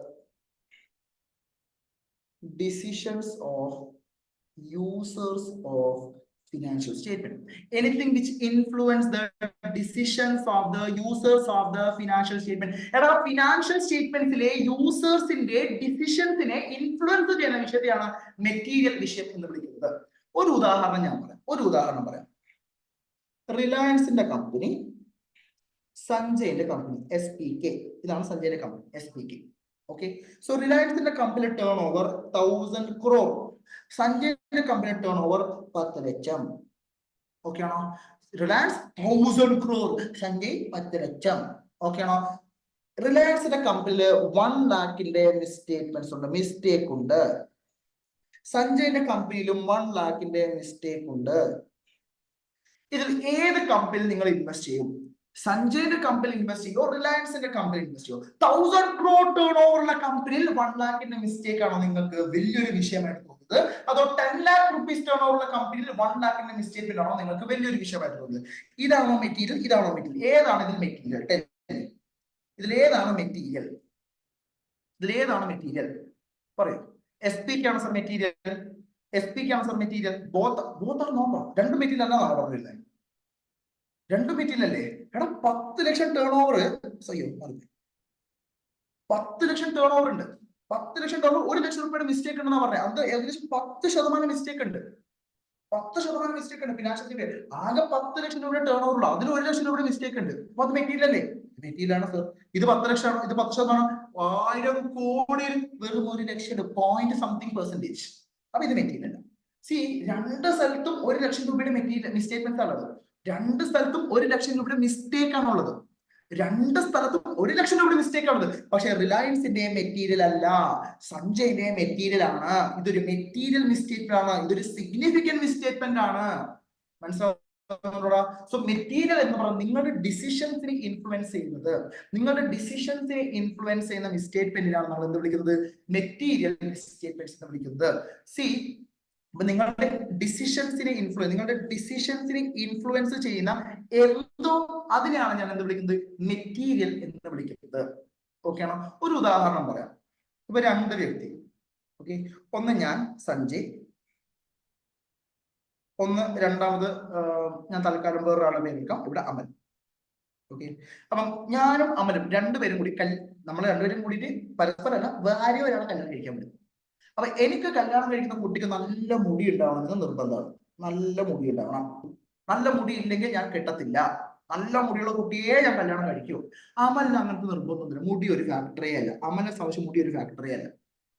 ഓക്കെ ആണോ? സോ മുടി എന്നുള്ളത് സഞ്ജയിനെ സംബന്ധിച്ച് മെറ്റീരിയൽ ആണ്, പക്ഷെ അമലിന് മെറ്റീരിയൽ അല്ല. മുടി സഞ്ജയിന്റെ ഡിസിഷൻസിനെ ഇൻഫ്ലുവൻസ് ചെയ്യുന്നുണ്ട്, പക്ഷെ അമലിനത് ഇൻഫ്ലുവൻസ് ചെയ്യുന്നില്ല. സഞ്ജയിന് ഏത് റിലീജിയൻ ആയാലും പ്രശ്നമില്ല, മുടി മാത്രം നല്ലോണം ഉണ്ടായാൽ മതി. റിലീജിയൻ ഏതായാലും പ്രശ്നമില്ല. പക്ഷെ അമലിന് ഹിന്ദു തന്നെ ആവണം, ഹിന്ദു റിലീജിയൻ തന്നെ ആവണം.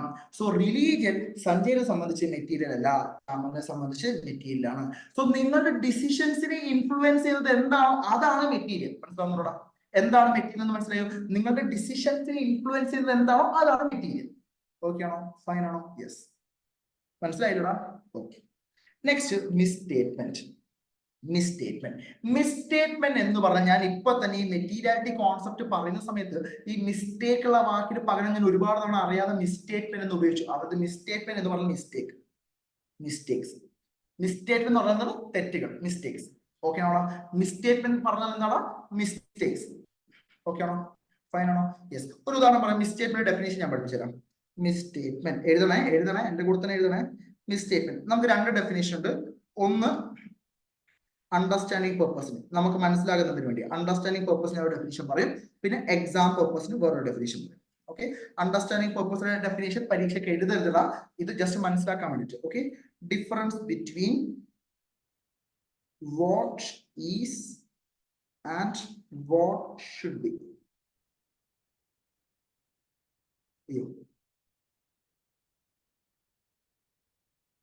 What should be the difference between what is and what should be. Say for example SPK എന്ന് പറഞ്ഞ കമ്പനിയിൽ ഒരു ഡെറ്റർ ഉണ്ട്. ഡെറ്ററിന്റെ പേരാണ് പ്ലസന്റ്.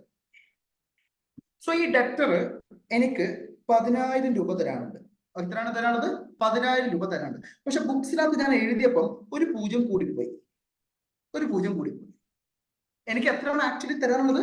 10,000. പക്ഷെ ഞാൻ ബുക്സിനകത്ത് എഴുതിയപ്പോൾ എത്രയായി? 1 lakh ആയി. ഒരു 0 കൂടി, 0 അല്ലേ വിലയില്ലല്ലോ, ഒരു 0 ഞാൻ വെറുതെ ഇട്ടു. So what is the figure right now in the books of account? What is the figure right now in the books of account? What is the figure right now in the books of account? 1 lakh. ശരിയല്ലേ? What should be the figure? What should be the figure? 10,000. So tell me the difference between what is and what should be. Tell me the difference between what is and what should be. What is and what should be നമ്മൾ എത്ര വ്യത്യാസമുള്ളത്? 90,000. So this is the misstatement. ഇത്ര രൂപയുടെ mistake ആണ് financial statement വന്നിട്ടുള്ളത്. മിസ്റ്റേറ്റ്മെന്റ് 90,000 മിസ്റ്റേറ്റ്മെന്റ്സ് ആണ് ഇപ്പോൾ financial statement വന്നിട്ടുള്ളത്. Okay ആണോ? ഇതാണ് നിങ്ങൾക്ക് മനസ്സിലാക്കേണ്ട definition. The difference between what is and what should B. The difference between what is and what should B. Okay ആണോ? സോ വാട്ട് ഈസ് എന്താണ്? 1 lakh. വാട്ട് ഷുഡ് ബി എത്രയാണ്? 10,000. സോ ഡിഫറൻസ് എത്രയാണ്? 90,000. അതാണ് മിസ്റ്റേറ്റ്മെന്റ്. ഓക്കെ ആണോടാ? ഫൈൻ ആണോടാ? സിമ്പിൾ അല്ലടാ? Yes. ഇതിനാണ് നമ്മൾ എന്ത് വിളിക്കുന്നത്? മിസ്റ്റേറ്റ്മെന്റ് എന്ന് വിളിക്കുന്നത്. ഓക്കെ ആണോ? ഇനി എക്സാമിൽ നമ്മൾ എന്ത് എഴുതും? Some difference between what is what should be എഴുതിയാൽ മതി. പറ്റത്തില്ല. എന്ത് എഴുതേണ്ടതെന്ന് വെച്ചാൽ difference between reported ACPD and required ACPD. എന്താണ്? Reported ACPD required ACPD. Sir ACPD എന്നൊക്കെ എഴുതി മാർക്ക് കിട്ടുമോ സാർ? കിട്ടൂലടാ. അതിന്റെ ഫുൾ ഫോം എഴുതണം. A for amount, C for classification, PD presentation and disclosure,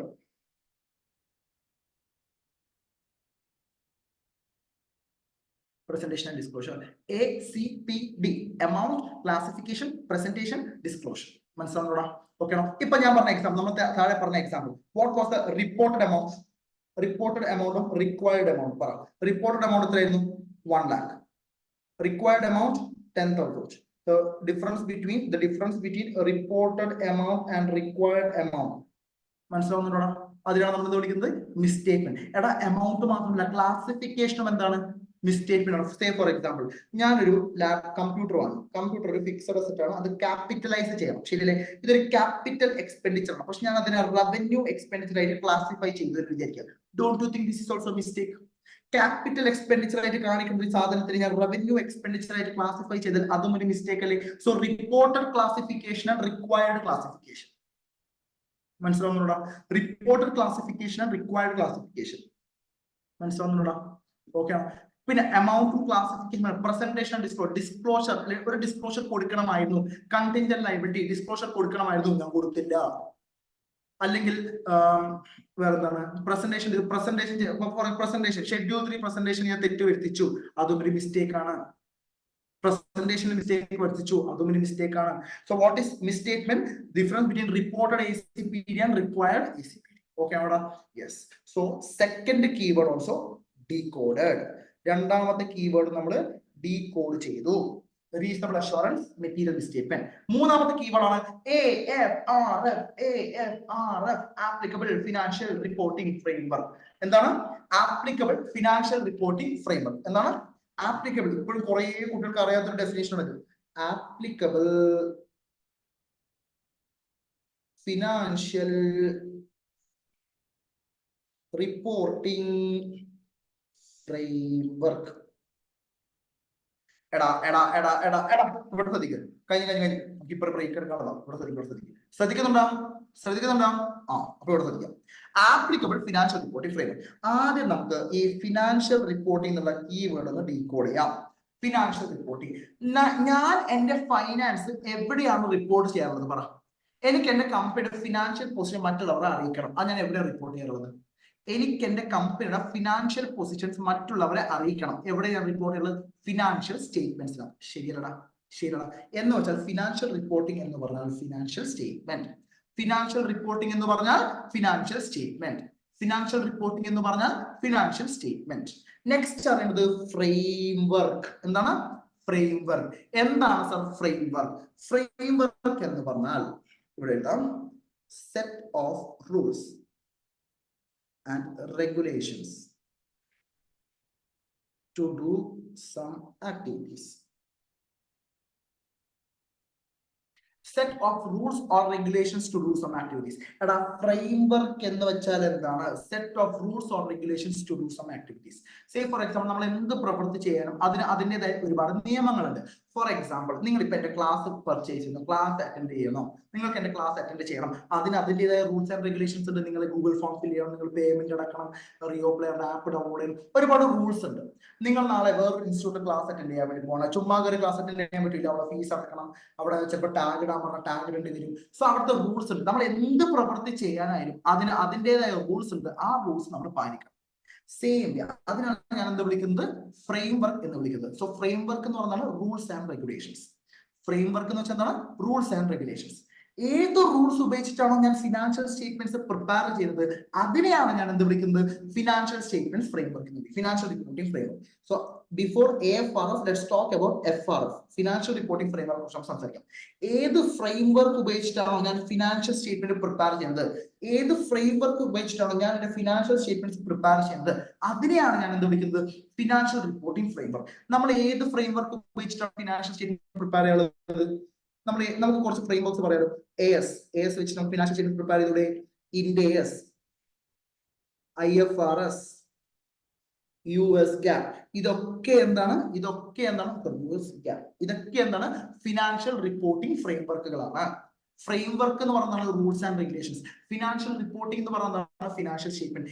ഏത് റൂൾസ് വെച്ചിട്ടാണോ നിങ്ങൾ ഫിനാൻഷ്യൽ സ്റ്റേറ്റ്മെന്റ്സ് പ്രിപ്പയർ ചെയ്യുന്നത് അതിനെയാണ് ഞാൻ എന്ത് വിളിക്കുന്നത്? ഫിനാൻഷ്യൽ റിപ്പോർട്ടിംഗ് ഫ്രെയിംവർക്ക് എന്ന് വിളിക്കുന്നത്. അതിനെയാണ് ഞാൻ എന്ത് വിളിക്കുന്നത്? ഫിനാൻഷ്യൽ റിപ്പോർട്ടിംഗ് ഫ്രെയിംവർക്ക് എന്ന് വിളിക്കുന്നത്. മനസ്സിലാവുന്നുണ്ടോടാ? ഓക്കെ ആണോടാ? ഫൈൻ ആണോടാ? പറയടാ പ്ലീസ് എടാ, പറയടാ വേമ്പറ. സെറ്റ് ആണോ? ഫിനാൻഷ്യൽ റിപ്പോർട്ടിംഗ് ഫ്രെയിംവർക്ക് മനസ്സിലായോ? ഫിനാൻഷ്യൽ റിപ്പോർട്ടിംഗ് ഫ്രെയിംവർക്ക് ഏത് ഫ്രെയിംവർക്ക് ഉപയോഗിച്ചിട്ടാണോ ഈ ഫിനാൻഷ്യൽ സ്റ്റേറ്റ്മെന്റ് പ്രിപ്പയർ ചെയ്തത് ആ ഫ്രെയിംവർക്ക് എന്ന് വെച്ചാൽ എന്താണ്? Rules and regulations. Financial reporting എന്ന് പറയുന്നത് ഫിനാൻഷ്യൽ. അപ്പൊ ഇത്രയും ഫിനാൻഷ്യൽ റിപ്പോർട്ടിംഗ് ഫ്രെയിംവർക്ക്സ് ഉണ്ട്. ഇപ്പൊ നമ്മൾ ഓഡിറ്റ് ചെയ്ത എൻറ്റിറ്റിക്ക് ആപ്ലിക്കബിൾ ആയിട്ടുള്ള ഫിനാൻഷ്യൽ റിപ്പോർട്ടിംഗ് ഫ്രെയിംവർക്ക് ഏതാണോ അതാണ് ആപ്ലിക്കബിൾ ഫിനാൻഷ്യൽ റിപ്പോർട്ടിംഗ് ഫ്രെയിംവർക്ക്. എടാ ഞാൻ ഓഡിറ്റ് ചെയ്യുന്ന എൻറ്റിറ്റി, ആ എൻറ്റിറ്റിയുടെ നേച്ചറിനനുസരിച്ച് അവർക്ക് ആപ്ലിക്കബിൾ ആവുന്ന ഫിനാൻഷ്യൽ റിപ്പോർട്ടിംഗ് ഫ്രെയിംവർക്ക് മാറും. ഞാൻ ഓഡിറ്റ് ചെയ്യുന്ന എൻറ്റിറ്റിയുടെ സ്വഭാവത്തിനനുസരിച്ച്, നേച്ചറിനനുസരിച്ച് അവർക്ക് ഓരോ ഫിനാൻഷ്യൽ റിപ്പോർട്ടിംഗ് ഫ്രെയിംവർക്ക് ആയിരിക്കും ആപ്ലിക്കബിൾ ആവുന്നത്. ഒരു ഉദാഹരണം ഞാൻ പറയാം. ഞാൻ ഓഡിറ്റ് ചെയ്തത് ഒരു കമ്പനി ആണ് എന്ന് വിചാരിക്കുക. കമ്പനിക്കാണെങ്കിൽ ASO, IND-ASO മാത്രം ഫോളോ ചെയ്താൽ മതിയോ ഫിനാൻഷ്യൽ സ്റ്റേറ്റ്മെന്റ് പ്രിപ്പയർ ചെയ്യാൻ വേണ്ടിട്ട്? പോരാ, അതിന്റെ കൂടെ ഷെഡ്യൂൾ 3 കൂടി ഞാൻ ഫോളോ ചെയ്യണം. ഞാൻ ഓഡിറ്റ് ചെയ്യുന്നത് കമ്പനി ആണെങ്കിൽ AS or IND-AS, ഇതാണല്ലോ financial reporting framework. AS or IND-AS, ASO IND-AS financial reporting framework മാത്രം ഫോളോ ചെയ്താൽ മതിയോ? പോരാ, ഷെഡ്യൂൾ 3 കൂടി ഫോളോ ചെയ്യണം. അപ്പൊ അതാണ് ആപ്ലിക്കബിൾ ആയിട്ടുള്ള ഫിനാൻഷ്യൽ റിപ്പോർട്ടിംഗ് ഫ്രെയിംവർക്ക്. ഞാൻ ഓഡിറ്റ് ചെയ്യുന്നത് ഒരു ബാങ്ക് ആണെന്ന് വിചാരിക്കുക, ഒരു ബാങ്കിങ് കമ്പനി, ബാങ്ക് ആണെന്ന് വിചാരിക്കുക. അവിടെ ASഉം IND-ASഉം മാത്രം ഫോളോ ചെയ്താൽ മതിയോ? പോരാ, ബാങ്കിങ് റെഗുലേഷൻസ് ആക്ടിൽ പറയുന്ന കാര്യങ്ങളും ഫോളോ ചെയ്യണം.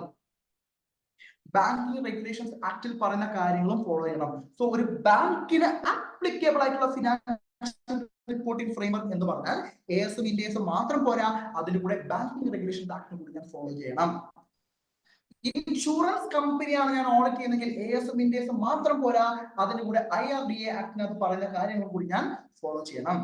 മനസ്സിലാവുന്നുണ്ടോ? സോ ഓരോ സ്ഥാപനത്തിന്റെ സ്വഭാവത്തിനനുസരിച്ച് അവരുടെ ആപ്ലിക്കബിൾ ആയിട്ടുള്ള ഫിനാൻഷ്യൽ റിപ്പോർട്ടിംഗ് ഫ്രെയിംവർക്ക് മാറും. അതായത് ഒരു പൊടിക്ക് ഹൈ ലെവലാണ്, ഒരു പൊടിക്ക്, ഓക്കെ, സാധാരണ സിമ്പിൾ ആയിട്ട് മനസ്സിലാക്കുന്ന കോൺസെപ്റ്റില് ഒരു പൊടിക്ക് ഹൈ ലെവലാണ്. ഇതിനേക്കാളും വലിയ ഹൈ ലെവൽ വരാനിരിക്കുന്നുണ്ട്, പക്ഷെ ഇത് വളരെ സിമ്പിൾ ആണ്, മനസ്സിലാക്കാൻ ശ്രമിക്കുക. ഫ്രെയിംവർക്ക് എന്താണെന്ന് മനസ്സിലാക്കി, ഫിനാൻഷ്യൽ റിപ്പോർട്ടിംഗ് ഫ്രെയിംവർക്ക് എന്താണെന്ന് മനസ്സിലാക്കി. ഇപ്പൊ ആപ്ലിക്കബിൾ ഫിനാൻഷ്യൽ റിപ്പോർട്ടിംഗ് ഫ്രെയിംവർക്ക് ആണ് നമ്മൾ പഠിച്ചുകൊണ്ടിരിക്കുന്നത്. സോ ആപ്ലിക്കബിൾ ആയിട്ടുള്ള ഫിനാൻഷ്യൽ റിപ്പോർട്ടിംഗ് ഫ്രെയിംവർക്ക് എന്ന് വെച്ചാൽ ഒരു കമ്പനിയെ സംബന്ധിച്ച് ഓരോ എൻറ്റിറ്റിയുടെ സ്വഭാവത്തിനനുസരിച്ച് അവരുടെ ആപ്ലിക്കബിൾ ആയിട്ടുള്ള ഫിനാൻഷ്യൽ റിപ്പോർട്ടിംഗ് ഫ്രെയിംവർക്ക് മാറും. ഓക്കെ, സോ ഞാൻ ഓഡിറ്റ് ചെയ്യുന്ന എൻറ്റിറ്റി ഒരു കമ്പനി ആണെങ്കിൽ അവർക്ക് FRF ആയ, ഇതാണ് FRF. AFRF, AS, IND-AS മാത്രം ഫോളോ ചെയ്താൽ മതിയോ? പോരാ, അതിന് കൂടെ ഈ ഷെഡ്യൂൾ 3 കൂടെ ഫോളോ ചെയ്യണം. അപ്പോൾ അതെന്തായി മാറി? AFRF ആയി. ഞാൻ ഓഡിറ്റ് ചെയ്യുന്ന ബാങ്ക് ആണെങ്കിൽ അവർക്ക് ആപ്ലിക്കബിൾ FRF എന്താണ്? നമുക്കറിയാം, എന്താണ്? AS, IND-AS മാത്രം മതിയോ? പോരാ, അതിന്റെ കൂടെ ഞാൻ ബാങ്കിങ് റെഗുലേഷൻസ് ആക്ടും കൂടി ഫോളോ ചെയ്യുന്ന സമയത്ത് അതെന്തായി മാറി? AFRF ആയി. Are you guys able to understand? Are you guys able to understand? Please comment in the chat box. So ഇതാണ് നമ്മുടെ AFRF. നമ്മൾ എല്ലാ കീവേഡ്സും ഡീകോഡ് ചെയ്യും. ഇനിയിപ്പോ നമ്മൾ കാര്യങ്ങൾ മനസ്സിലാക്കാൻ വേണ്ടി പോകണം. നമ്മൾ എപ്പോഴും പഠിക്കുന്ന സമയത്ത് നമുക്ക് പരിചയമല്ലാത്ത കീവേഡ്സുകൾ ആദ്യം മനസ്സിലാക്കണം, എന്നിട്ട് വേണം സെന്റൻസുകൾ ഫോം ചെയ്യാൻ പറ്റും. നമുക്ക് ഇനി വായിച്ചു. ഒരു ഓഡിറ്ററിന് എന്ത് കൈൻഡ് ഓഫ് അഷുറൻസ് കൊടുക്കാൻ പറ്റുക? അബ്സല്യൂട്ട് ആണോ, റീസണബിൾ ആണോ, ലിമിറ്റഡ് ആണോ? Obviously reasonable assurance. ശരിയല്ല? So to obtain reasonable assurance as an auditor, എനിക്ക് എന്ത് ഉറപ്പ് എനിക്ക് എന്ത് കൈൻഡ് ഓഫ് ഉറപ്പേ നൽകാൻ പറ്റത്തുള്ളൂ?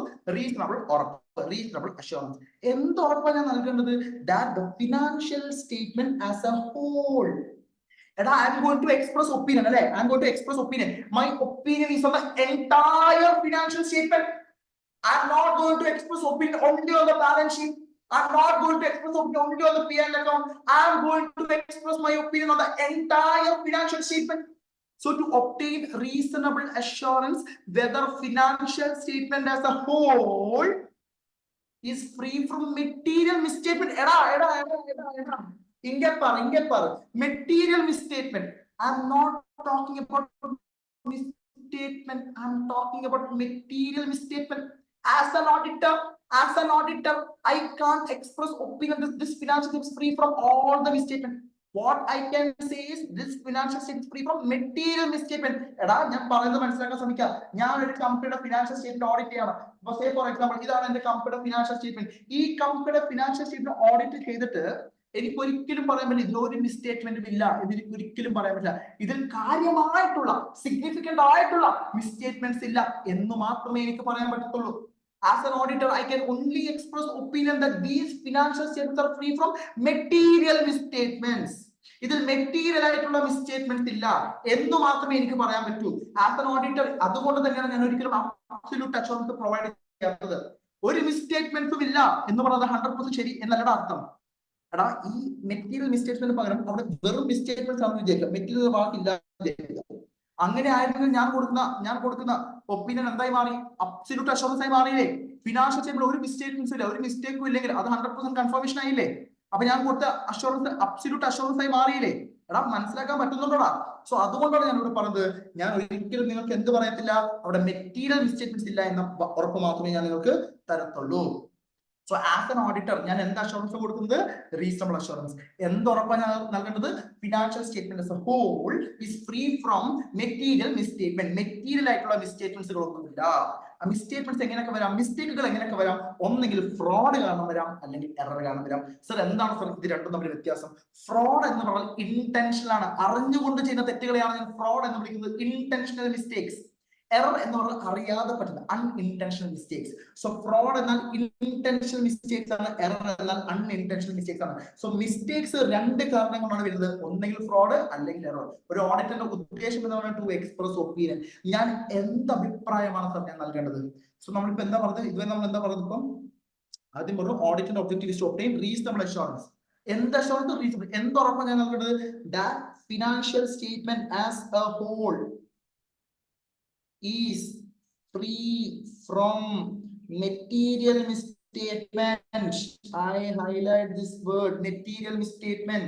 Financial statement as a whole, I am going to express my opinion on the whole financial statement is free from material misstatement. ഈ material misstatements എങ്ങനെയൊക്കെ വരാം? Either due to fraud or due to error. ഓഡിറ്റിന്റെ objective എന്താണ്? To express opinion. ഓഡിറ്റിന്റെ objective എന്താണ്? To express opinion. Okay ആണോ? So what opinion I have to express? I have to express opinion whether management has prepared the financial statement as per AFRF. എടാ, ഞാനൊരു doubt ചോദിക്കട്ടെ. Who is responsible for the preparation of financial statement? Management. Management എങ്ങനെയാണ് financial statement prepare ചെയ്തത്? As per AFRF. Management എങ്ങനെയാണ് financial statement prepare ചെയ്തത്? As per AFRF. അവരുടെ എൻറ്റിറ്റിക്ക് applicable ആയിട്ടുള്ള financial reporting framework ഏതാണോ അത് പ്രകാരമാണ് അവര് ഫിനാൻഷ്യൽ സ്റ്റേറ്റ്മെന്റ്സ് പ്രിപ്പയർ ചെയ്തത്. This is our objective number one. To obtain reasonable assurance whether financial statement as a whole is free from material misstatement, whether due to fraud or error, thereby enabling the auditor to express opinion whether the financial statement is prepared as per AFRF. ഇത്രയും keywords include ചെയ്തിട്ട് നിങ്ങൾ ഒരു sentence എഴുതിയാൽ നിങ്ങൾക്ക് mark കിട്ടും, ഉറപ്പ്. Okay ആണോ? ഇത്രയും വേർഡ്സ് നിങ്ങളുടെ ആൻസറിനകത്ത് ഉണ്ടാവും. നിങ്ങളുടെ ഒബ്ജക്റ്റീവ് നമ്പർ 1 ഈ പറഞ്ഞ കീവേഡ്സ് ഒക്കെ ഉണ്ടാകും. എന്തൊക്കെയാണ്? To obtain reasonable assurance whether financial statement as a whole is free from material misstatement, whether due to fraud or error, thereby enabling the auditor to express opinion whether the financial statements are prepared as per AFR. Okay ആണോ? First point മാത്രം നോക്കണം. Objective number 1. As an auditor എനിക്ക് എന്ത് type of assurance ആണ് കൊടുക്കാൻ പറ്റുന്നത്? Reasonable ആണോ, absolute ആണോ, ലിമിറ്റഡ് ആണോ? ഓഡിറ്റ് ചെയ്യുമ്പോൾ റീസണബിൾ അഷ്വറൻസ് കൊടുക്കും. എന്റെ അഭിപ്രായം എൻടയർ ഫിനാൻഷ്യൽ സ്റ്റേറ്റ്മെന്റിനെ പറ്റിയാണോ, ഒരു പാർട്ട് ഓഫ് ദ ഫിനാൻഷ്യൽ സ്റ്റേറ്റ്മെന്റിനെ പറ്റിയാണോ? എൻടയർ ഫിനാൻഷ്യൽ സ്റ്റേറ്റ്മെന്റിനെ പറ്റിയാണ്. Financial statement as a whole is free from material misstatement. As an auditor, I am not concerned with jujube misstatements. കുഞ്ഞു മിസ്റ്റേറ്റ്മെന്റ്സിനെ പറ്റി ഞാൻ കൺസേൺഡ് അല്ല. As an auditor, I am only concerned with material misstatements, significant misstatements. These misstatements can be because of fraud or error. So what is my objective? Express opinion. Sir, what opinion, sir? What should I express? You have to tell whether the financial statement which is prepared by the management is as per the AFRM. അത് AFRM പ്രകാരമാണോ എന്നാണ് ഞാൻ അഭിപ്രായം പറയുന്നത്. Whether it is as per the AFRF. Are you guys able to understand objective number 1? I hope it is a yes. So let's continue. Okay, settle. Yes, settle. Sir ഈ notes provide ചെയ്യുന്നു. ഈ notes provide ചെയ്യണമെങ്കിൽ നമുക്ക് ചെയ്യാം, കുഴപ്പമില്ല. Okay ആണോ? Yes. Sir ഈ video യൂട്യൂബിൽ അപ്ലോഡ് ചെയ്യുന്നു. യെസ്, ഈ വീഡിയോ യൂട്യൂബിൽ അപ്ലോഡ് ചെയ്യും. എന്നാ പിന്നെ ഞാൻ പോട്ടെ എന്ന് പോകരുത്, ക്ലാസ് അറ്റൻഡ് ചെയ്യണം. ഓക്കെ ആണോ? യെസ്. സർ ഓഡിയോ ഇടക്ക് ബ്രേക്ക് ആവുന്നുണ്ട്. അയ്യോ, ആണോ? ഓഡിയോ ബ്രേക്ക് ആവുന്നുണ്ടോ? What about others? Hello guys, ആണോ? ഇവിടത്തെ നെറ്റ് ഇഷ്യൂ ആണോ അവിടത്തെ നെറ്റ് ഇഷ്യൂ ആണോ അറിയാൻ വേണ്ടിട്ടാ. Yes sir. Oh fine. Let's see. നമുക്ക് നോക്കാം കുറച്ച്. ഓക്കെ, നമുക്ക് നോക്കാം. Okay. So second point, to report on the financial statement and communicate as required by the SA. എടാ സെക്കൻഡ് പോയിന്റ് എന്താ നമുക്ക് നോക്കാം. To report on the financial statement. എടാ as an auditor I have to express my opinion, right? Where will I express my opinion? Tell me, as an auditor, my objective is to express opinion. Where will I express my opinion? Tell me. In the audit report. എവിടെയാണ് നമ്മൾ നേരത്തെ കണ്ടില്ല, independent auditors report എന്നൊക്കെ പറഞ്ഞിട്ട് അവിടെ. In the audit report, we have to express our opinion in the audit report. So in the audit report, we have to report on the financial statements we have verified. And we have to communicate as required by the standards on auditing. See. ഇവിടെ നോക്കി. See, financial statements ആരാണ് prepare ചെയ്യുന്നത്? Tell me, who prepared the financial statement? Management. Who audit the financial statement? Auditor. Financial statements the management prepare ചെയ്യുന്ന സമയത്ത് അവർ follow ചെയ്യുന്നത് എന്താണ്? Accounting standard. Financial statements ആരാ audit ചെയ്യുന്നത്? ഓഡിറ്റർ ഫോളോ ചെയ്യേണ്ടത് എന്താണ്? Standards on auditing. സി, എന്തിനാണ് നമ്മൾ അക്കൗണ്ടിങ് സ്റ്റാൻഡേർഡ് ഫോളോ ചെയ്യുന്നത്? യൂണിഫോമിറ്റിക്ക് വേണ്ടിയിട്ട്, ശരിയല്ലടാ? അതുപോലെ തന്നെ ഓഡിറ്ററും യൂണിഫോമിറ്റിക്ക് വേണ്ടി എല്ലാവരും ഒരേ രീതിയിൽ ഓഡിറ്റ് ചെയ്യണം. അവർക്ക് ഇഷ്ടമുള്ള പോലെ ഓഡിറ്റ് ചെയ്ത് കഴിഞ്ഞാൽ നമുക്ക് രണ്ട് കമ്പനീസ് തമ്മിൽ കമ്പയർ ചെയ്യാൻ പറ്റുമോ? പറ്റത്തില്ല. സോ എല്ലാവർക്കും യൂണിഫോമിറ്റിക്ക് വേണ്ടിയിട്ട് ഓഡിറ്റേഴ്സ് എല്ലാവരും സ്റ്റാൻഡേർഡ്സ് ഓൺ ഓഡിറ്റിംഗ് ആണ് ഫോളോ ചെയ്യേണ്ടത്. So I have to report on the financial statement and I have to communicate as required by the standards on auditing. Standards on auditing എങ്ങനെയാണോ എന്നോട് കമ്മ്യൂണിക്കേറ്റ് ചെയ്യാൻ വേണ്ടി പറയുന്നത് അപ്രകാരം മാത്രമേ എനിക്ക് കമ്മ്യൂണിക്കേറ്റ് ചെയ്യാൻ പറ്റത്തുള്ളൂ. എനിക്ക് ഇഷ്ടമുള്ള പോലെ എനിക്ക് കമ്മ്യൂണിക്കേറ്റ് ചെയ്യാൻ പറ്റത്തില്ല. ആസ് ആൻ ഓഡിറ്റർ എനിക്ക് എങ്ങനെ കമ്മ്യൂണിക്കേറ്റ് ചെയ്യാൻ പറ്റത്തുള്ളൂ? സ്റ്റാൻഡേർഡ്സ് ഓൺ ഓഡിറ്റിംഗ് എങ്ങനെയാണോ കമ്മ്യൂണിക്കേറ്റ് ചെയ്യാൻ വേണ്ടി പറഞ്ഞിട്ടുള്ളത് അപ്രകാരം മാത്രമേ നമുക്ക് കമ്മ്യൂണിക്കേറ്റ് ചെയ്യാൻ പറ്റത്തുള്ളൂ.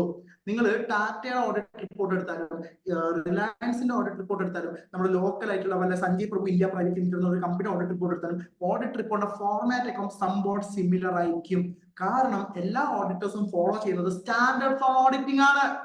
സ്റ്റാൻഡേർഡ്സ് ഓൺ ഓഡിറ്റിംഗിൽ എങ്ങനെയാണ് കമ്മ്യൂണിക്കേറ്റ് ചെയ്യുന്നത്? ഒരു ഫോർമാറ്റ് ഉണ്ട്. We will discuss this later in chapter number 8. ഒരു ഫോർമാറ്റ് ഉണ്ട്. ആ ഫോർമാറ്റ് പ്രകാരം മാത്രമേ നിങ്ങൾക്ക് കമ്മ്യൂണിക്കേറ്റ് ചെയ്യാൻ പറ്റുള്ളൂ. So you have to report on the financial statements and you have to communicate as required by the standards on auditing. You have to report on the financial statement and you have to communicate as required by the standards on auditing in accordance with the auditor's finding. നീ എന്താണോ കണ്ടുപിടിച്ചിട്ടുള്ളത് അത് പ്രകാരം നീ report ചെയ്യണം. So എനിക്ക് രണ്ട് objective ആണ് ഇവിടെ ഉള്ളത്. ഒന്ന്, to obtain reasonable assurance whether financial statement as a whole is free from material misstatement, whether due to fraud or error. Then I have to express my opinion whether the financial statement is prepared as per AFRF. Second, I have to report on financial statement, and then I have to communicate as per SA. Second objective endada, idana nammal objective number 1. Nammal objective number 2 ഞാൻ ഇവിടെ എഴുതാം, താഴെ എഴുതാം. Objective number 2, I have to report and communicate. I have to report on financial statement. I have to communicate as per standards on auditing. Okay. I have to report on the financial statement. I have to communicate as per standards on auditing. Fine order. Okay order. I have to report on the financial statement and I have to communicate as per the standards on auditing. Fine order. Okay order. Yes, this is all about our objectives of audit. അതിന്റെ തന്നെ explanation ആണ് താഴെ തന്നിട്ടുള്ളത്. നമ്മൾ already എല്ലാം പഠിച്ചു കഴിഞ്ഞു. Reasonable assurance, absolute assurance തമ്മിൽ വ്യത്യാസമുണ്ട്. ഏതാണ് ഗ്യാരണ്ടി? റീസണബിൾ അഷ്യൂറൻസ് ആണോ അബ്സല്യൂട്ട് അഷ്യൂറൻസ്? ഏതാണ് guarantee? Tell me, comment in the chat box. ഏതാണ് ഗ്യാരണ്ടി? എ ആണോ RA ആണോ? എ ആണോ RA ആണോ? ഏതാണ് ഗ്യാരണ്ടി? യെസ്, വളരെ കറക്റ്റ്. അബ്സല്യൂട്ട് അഷ്യൂറൻസ് ആണ് guarantee. Reasonable assurance is not a complete guarantee. It is a high level of assurance, but it is not a complete assurance. Absolute assurance is a complete assurance. One guarantee ആണ്, ഒരു complete assurance ആണ് absolute assurance. പക്ഷേ reasonable assurance ഒരു absolute assurance അല്ല. പിന്നെ മിസ്റ്റേക്ക്മെന്റ് രണ്ട് കാണുമ്പോൾ ഒരു ഫ്രോഡും എററും. ഓഡിറ്റർ ഫിനാൻഷ്യൽ സ്റ്റേറ്റ്മെന്റ്സ് ഹോളിനെ പറ്റിയാണ് അഭിപ്രായം പറയേണ്ടത്. ഓക്കെ ആണോ? യെസ്, ബാക്കിയൊക്കെ നമ്മൾ ഓൾറെഡി ഡിസ്കസ് ചെയ്താണ്, വേറെ ഒന്നും ചെയ്തിട്ടില്ല. Okay, overview of objectives of ഓഡിറ്റും ഇവിടെയുണ്ട്. സോ നമ്മൾ ഒരു 1.5 hour വെച്ചിട്ടാണ് ക്ലാസ്സസ് മുന്നോട്ട് പോകുന്നത്. So next class we will be informing. So ഇന്നത്തെ ക്ലാസ്സിൽ നമ്മുടെ ഇന്നത്തെ first session day 1 part 1 of chapter 1 day 1 chapter 1 part 1 നമ്മൾ എന്തൊക്കെയാ പഠിച്ചത്? എന്താണ് ഓഡിറ്റിംഗ്, എന്താണ് ഒബ്ജക്റ്റീവ്സ് ഓഫ് ഓഡിറ്റിംഗ്, ഈ രണ്ട് ടോപ്പിക്കാണ് കാര്യമായിട്ട് പഠിച്ചത്. ഡെഫിനേഷനും അതുപോലെ തന്നെ ഡെഫിനേഷനും പഠിച്ചു, എന്തൊക്കെയാണ് എൻഷുർ ചെയ്യേണ്ടത് എന്നും നമ്മൾ പഠിച്ചു. So this is just day 1. ഇതിൽ കൂടി നമുക്ക് ഇനിയും പഠിക്കാനുണ്ട്. ജസ്റ്റ് ഡേ 1 വെച്ചിട്ട് ഈസി ആണല്ലോ ഓഡിറ്റിംഗ്, സാറിന്റെ ക്ലാസ് ഒക്കെ നല്ല രസമുണ്ടല്ലോ എന്നൊരു ജഡ്ജ്മെന്റ് വരണ്ട. ഇനിയും നമുക്ക് ക്ലാസ്സുകളുണ്ട്. കാരണം ഇത് വളരെ ബേസിക് ആണ്, ആർക്കും പഠിപ്പിച്ചു തരാൻ പറ്റും. ഇതിന്റെ ശരിയായ കോൺസെപ്റ്റുകളാണ് നമുക്ക് ശരിക്കും മനസ്സിലാക്കാനുള്ളത്. ചാപ്റ്റർ 3, ചാപ്റ്റർ 4 അവിടെ എത്തുമ്പോഴാണ് നമുക്ക് ശരിയായ ഓഡിറ്റിംഗ് എന്താണെന്ന് മനസ്സിലാക്കാൻ പറ്റുന്നത്. ചാപ്റ്റർ 1 ഒക്കെ ആർക്കും പഠിക്കാൻ പറ്റുന്ന ചാപ്റ്റേഴ്സ് ആണ്, വളരെ ബേസിക് ആയിട്ടുള്ള കാര്യങ്ങളാണ്. സോ ചാപ്റ്റർ 1 കണ്ടിട്ട് ഓഡിറ്റിംഗ് ഇത്ര സിമ്പിൾ ആണല്ലോ, ഇത്ര ഈസി ആണല്ലോ എന്നൊരു ജഡ്ജ്മെന്റിലേക്ക് വരരുത്.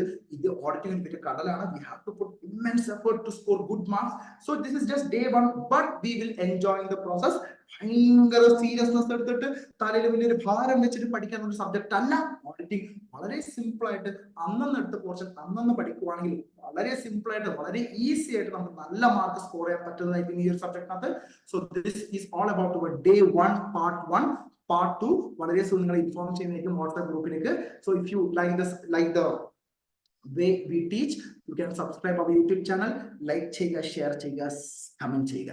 So see you.